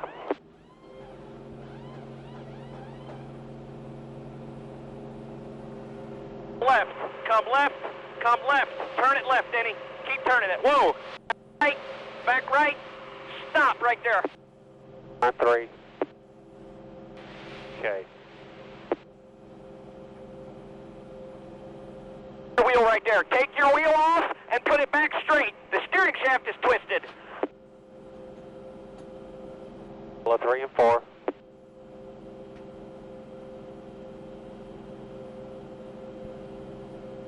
On 4.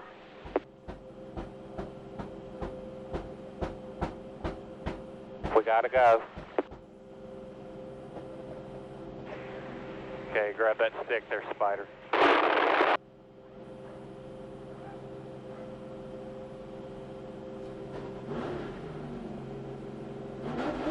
Clear out. Tony's outside. I'll clear behind him. Need to come back in. Your steering wheel out right there, babe. We'll come back in here.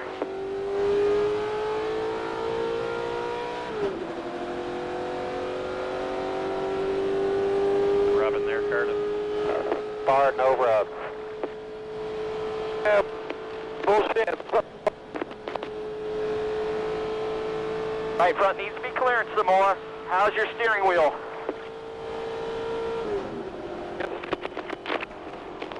It's fine once I turn the wheel, I mean. All right, right there it started rubbing the more I turn the wheel to the left. When I turn the wheel to the left in the corner is when it rubs something. Or you have a pull on the wheel and one leads away.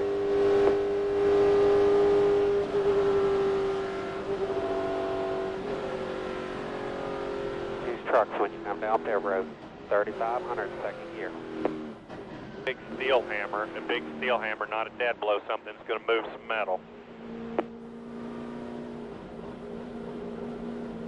Like we can cut it and clearance it without jacking it up. Guys that aren't going over the wall, find a steel hammer somewhere back and forth here. Need a big maul, 5-pound sledgehammer.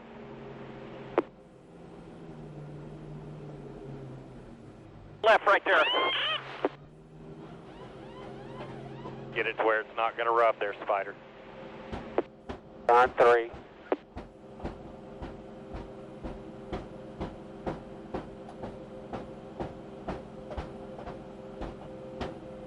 Middle of 3 and 4. Keep the bear bond for that right front there. Bear bond here. On 4, we need to start clearing it up. Okay, let's go ahead and get the tire on it. Push that bear bond back down on the hood there real good. Gotta go.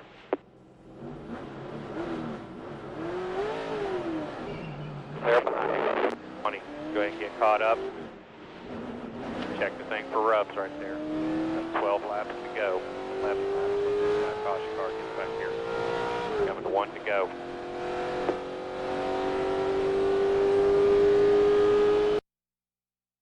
Probably cannot make it all the way, but if it doesn't go green, white, checker, they should be good, Matt. Kenny Francis continues to work the mileage numbers. So are you good if we get a green, white, checkered situation, or is it still very questionable? I think a green, white checker would be pretty questionable. I think we're good to the end. Looks like the best numbers we got, we should be okay, especially with the cautions here.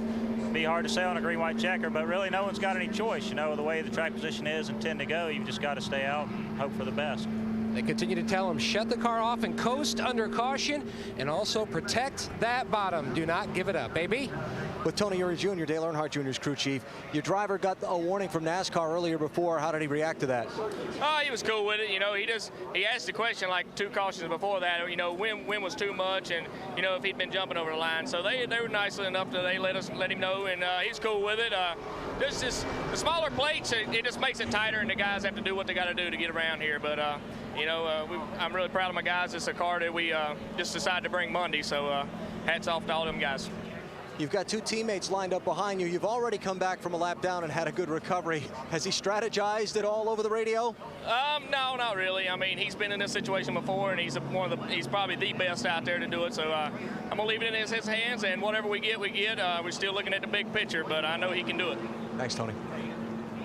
You know, earlier in the day, I was concerned about the A car. I thought when he got in front that his car might not be good enough.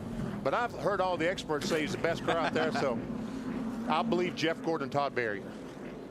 They black flagged the 07 of Clint Boyer, so he's had to return to pit road. You saw the damage on his car. Be 10 to go when they get the green. That was on board with Boyer. So we're going green this time? That's the plan. Okay.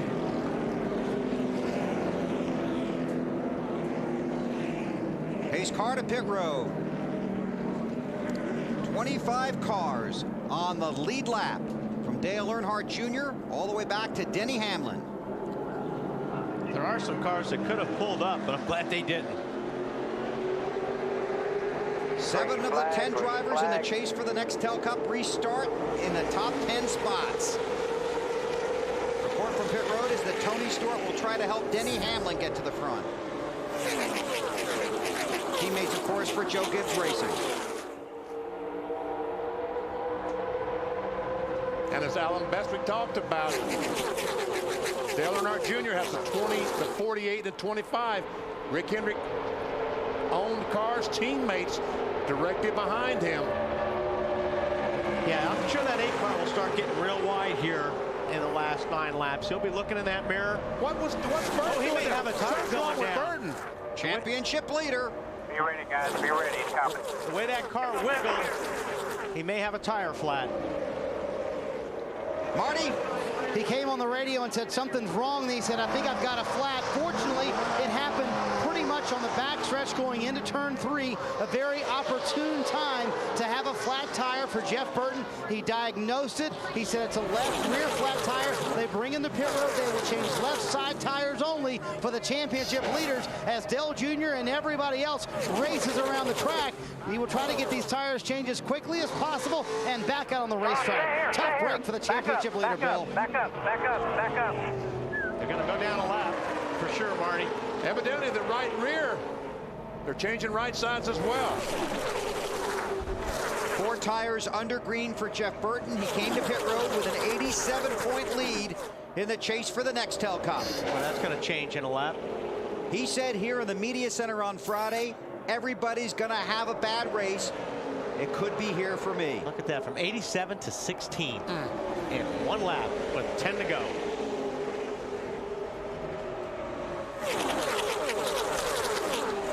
Well, that just made the race a lot closer. Top 7 within 83 points. Top 8 within 1 race.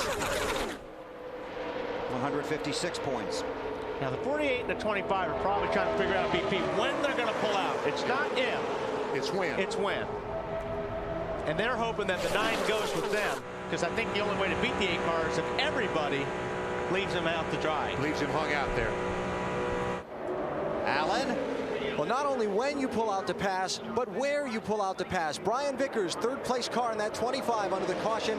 An extensive kind of monologue on his team radio, talking about the fact that the inside lane just doesn't seem to be there. That's why you see Dale Jr. protecting the outside lane. That's why you don't really see anybody marching forward down the bottom. Ah, here they go in the back now. About 10th or 12th spot, they've all died from the bottom.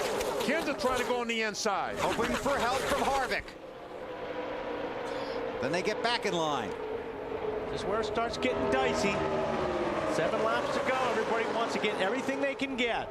Carl Edwards by himself on the bottom of the racetrack. But he has Gilliland back there in the 38 if he can help him. And he has Mark Martin in front of him who could pull out. I tell you, Junior's car really goes through the corners. I mean, I know it's fast in the straightaway, but his car really, really rolls through the corners. At Daytona, when the 8 car was having so much success, I felt like that was his reason for success, that he got through the corners so well. Jimmy Johnson in that 48 car won here in May 1st. Look, you can actually see him pulling away from the pack in the corner.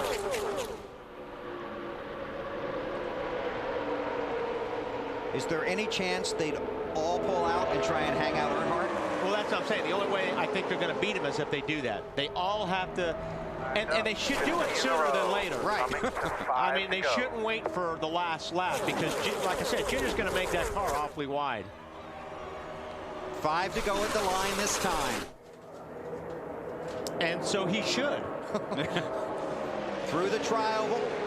Remember, the start-finish line here is down past the end of pit road.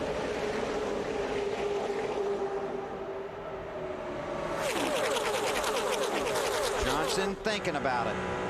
It could be that the 48 and 25 can turn their radios to talk to each other. Oh, I'm sure they can. Yeah, and they can do that. Jimmy can say to the 25, okay, let's go. And they can peel off. But they really need to be talking to the 9 and the 2 right. Also to see where all those guys are going to go. Because if the 48 and the 25 pull down and Casey Kane goes to the 8, they're done. AB.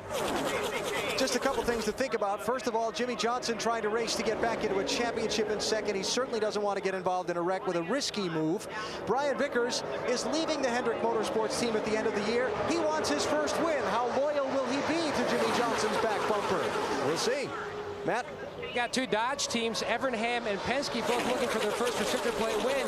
Both are waiting until the last possible second before they make their move, diving down to the middle groove. Everyone just trying to be patient before the chaos starts. Everybody tries to make that last move. Mark Martin is trying to get the 43 to go with him on the last lap. I think the last lap is too long to wait. You've got to do it within 2 or 3 laps to go. Because you're not going to have enough time to pull it off with 1 lap to go, I don't think. Everyone is just terrified to pull out and go to the end of this line. They're afraid if they go, nobody will go with them. Exactly. If they make a move, everyone's going to run up behind the 8 car and just leave them hung out. 3 to go. 48 cars trying to lay back, June. That's so we can get a run. Yeah, what he means by that, he's bringing the field behind him back a little bit. So then when he gets back on the gas, he'll get a draft off the 8 car, get a run, and be able to pass him. But like I said, the 8 car is watching out of that mirror as much as he's watching out of that windshield right now. See, he's got the run, just not enough of a run to where he can slingshot by him. going to have to lay back a little bit more. Running out of time. They're coming down to the start-finish line. 2 to go this time.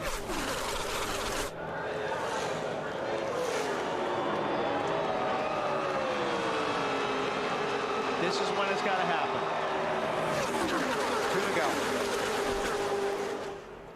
And they're going to get antsy in the back once they start running side by side behind them.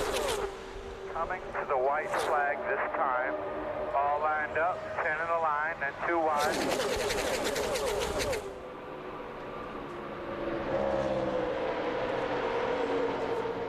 Earnhardt Jr., a 5-time winner here at Talladega.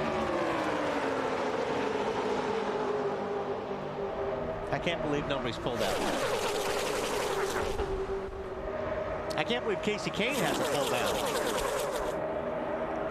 Because Casey, I mean, he needs to be going for the win. Yes. It's not a point steal for him. Or Kurt Busch. Fans cheering at Talladega. Earnhardt Jr. leads last lap. Outside, outside. Vickers wants to go.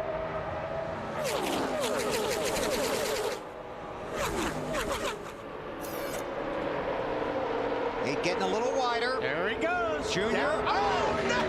Vickers hits 25, hooked to 48, and takes out Earnhardt and Jimmy Johnson.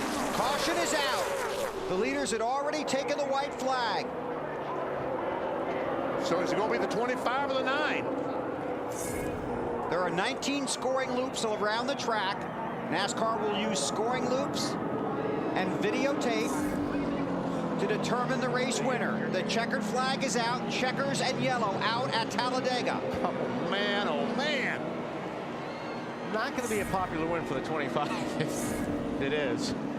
Ray Evernham, owner of the 9 car. And, you know, this damage came from hitting the 8 car in the left door on the 48. Jimmy Johnson. Okay, the 48 gets a run. He goes to turn out. The 25 goes with them and just hooks the back of Jimmy Johnson's car. Jimmy Johnson, as he's wrecking, gets into the 8 car. 8 car just an innocent bystander on that deal. Now watch the 48 go in the left door. Left rear tire, actually. Watch, these guys get a good run. The 48 pulls out, the 25 pulls out behind him, just misjudges just an inch. Just enough to turn the 48 into Dale Jr.'s left rear.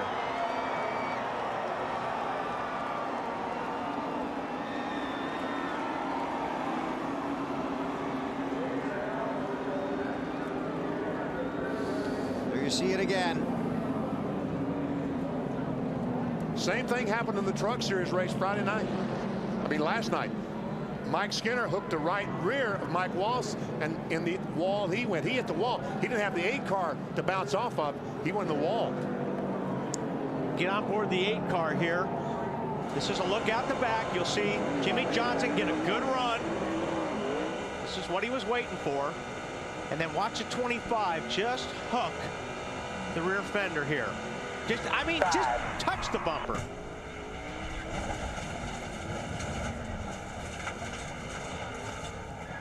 We're still waiting for NASCAR to declare a winner. Vickers thinks it's him.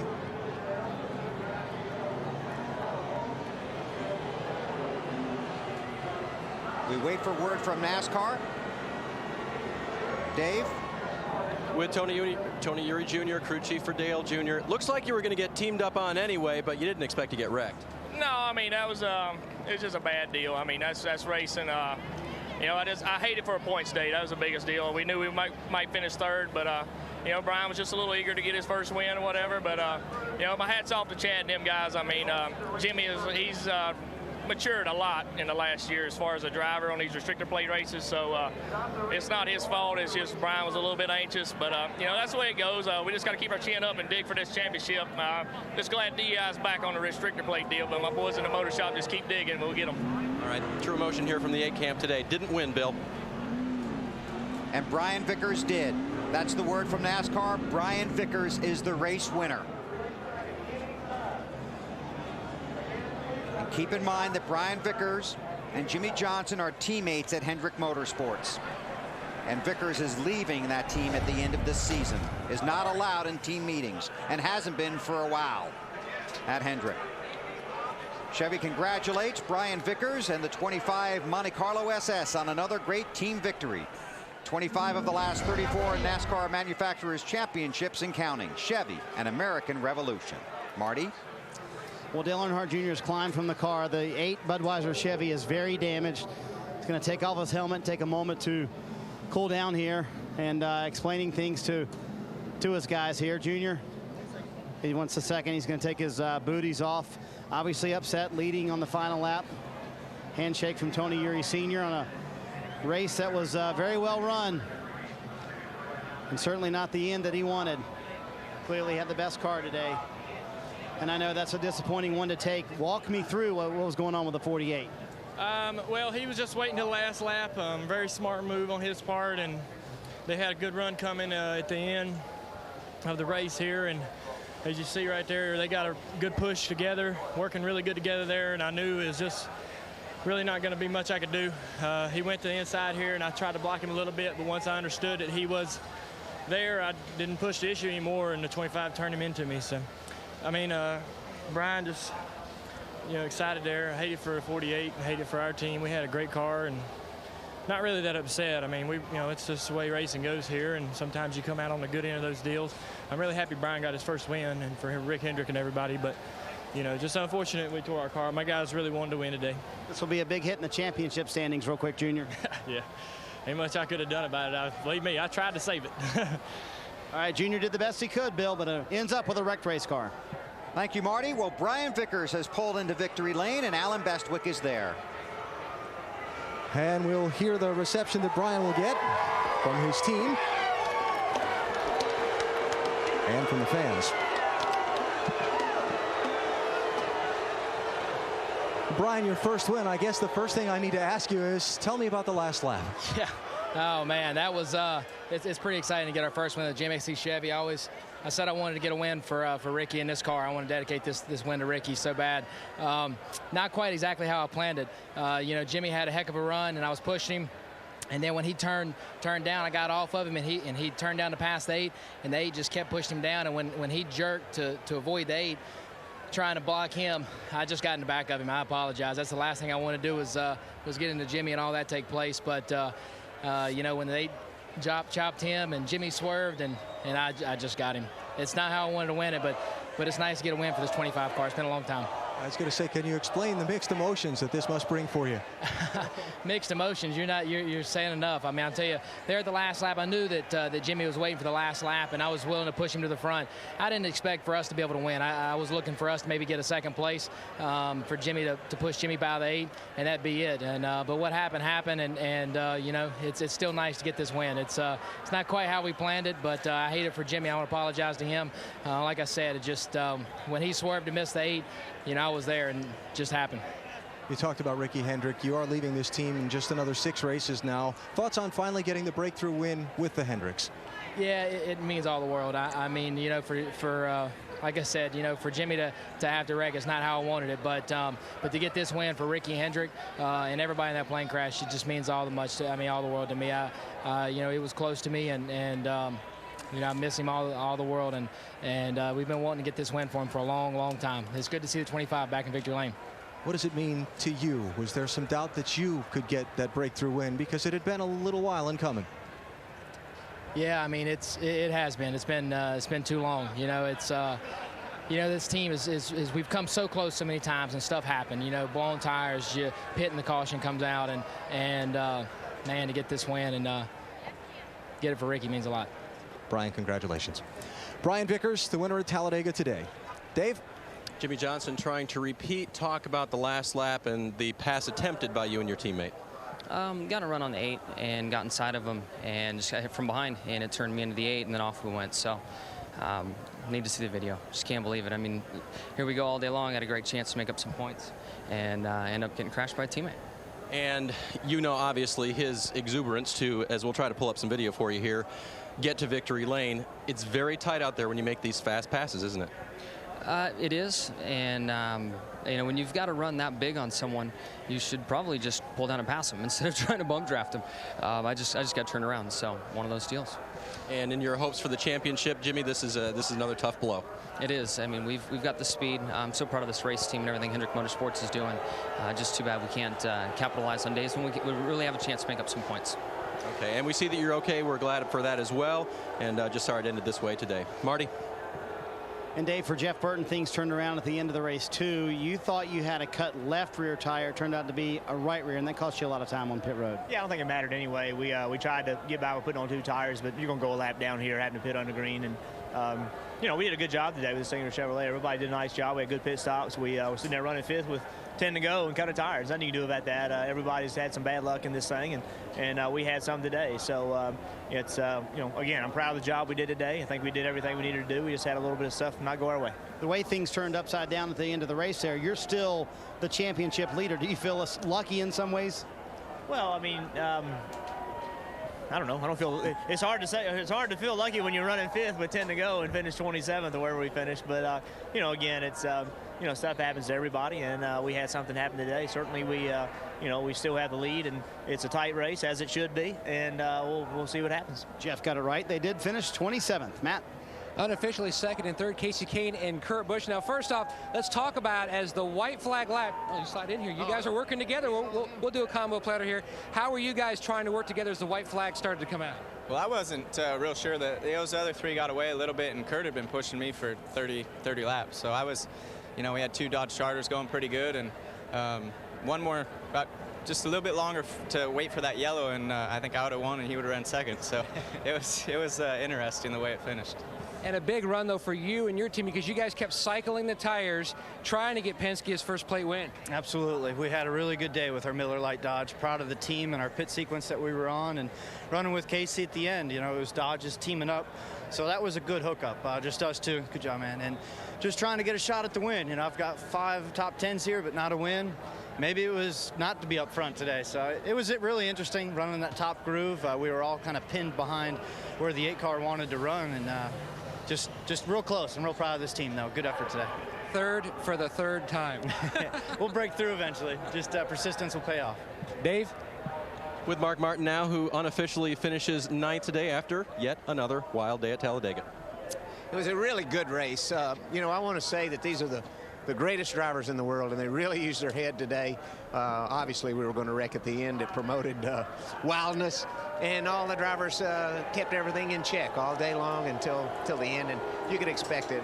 I'm real proud of Pat Tryson and our AAA team for you know, racing smart, calling a great race, and digging in. We finished better than we ran today, and that's a tribute to what the last 2 weeks we've done that, and I'm real proud of those guys. Did you feel, Mark, like you were able to race today, or just to sort of hang on? My car wasn't, you know, fast enough to really do any serious business, but man, that truck yesterday, that was a different story. That thing would do some business, but today we were just kind of where we were, and the guys did a great job, you know, getting a top 10 out of it. And unofficially 4th in the championship, you guys are still right in the hunt, Mark. Yeah, I think we're really close now. I'm not sure if we move back to 4th or not. When they get this finish, you know, all sorted out and everything, but even if we are, we're a lot closer than we were last week, and if we can keep finishing better than we run and start running better than we've been running, then we can give them a run right to the end. But right now, we're hanging in there. Martin still trying to close out his career in the 6 car with a championship. Bill? Thanks, Dave. And Mark hit the nail on the head. NASCAR still waiting on a finish order. That's why you haven't seen a finish order or points. Unofficially, it is Vickers, Kasey Kahne, Kurt Busch, Matt Kenseth, and Martin Truex Jr., the top 5. But no official finish order or points as of right now. This was coming to the checkers. Brian Vickers turning his teammate, Jimmy Johnson. The caution coming out. Vickers celebrating his first win in the NASCAR Nextel Cup Series. Back to Talladega in a moment.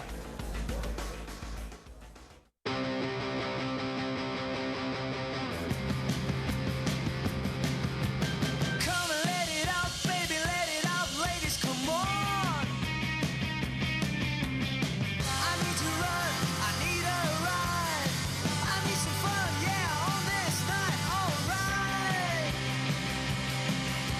Congratulations, Team Chevy, on today's win. Chevy, an American revolution. No more secrets. Where are we going for our honeymoon? A romantic island in the south. Jamaica? Credit card miles are blacked out, a little more south. Antigua? Blacked out further south. Aruba? Getting warmer. Isn't this great? Did you notice? No bugs. We gotta switch to Capital One. Get Capital One's new no-hassle rewards. Now with no blackout dates, no earn caps, and no miles expiration. Hey, it's walrus mating season. What's in your wallet? Fans saw a wild day here at Talladega. Could be a wild night in San Diego. The Pittsburgh Steelers taking on the San Diego Chargers tonight, 8 o'clock Eastern time. All begins with Football Night in America with Bob, Chris, the Bus, and Wally's new best friend, Sterling Sharp. Pittsburgh at San Diego tonight. Let's get a report. Here's Andrea Kramer. Thanks a lot, Bill.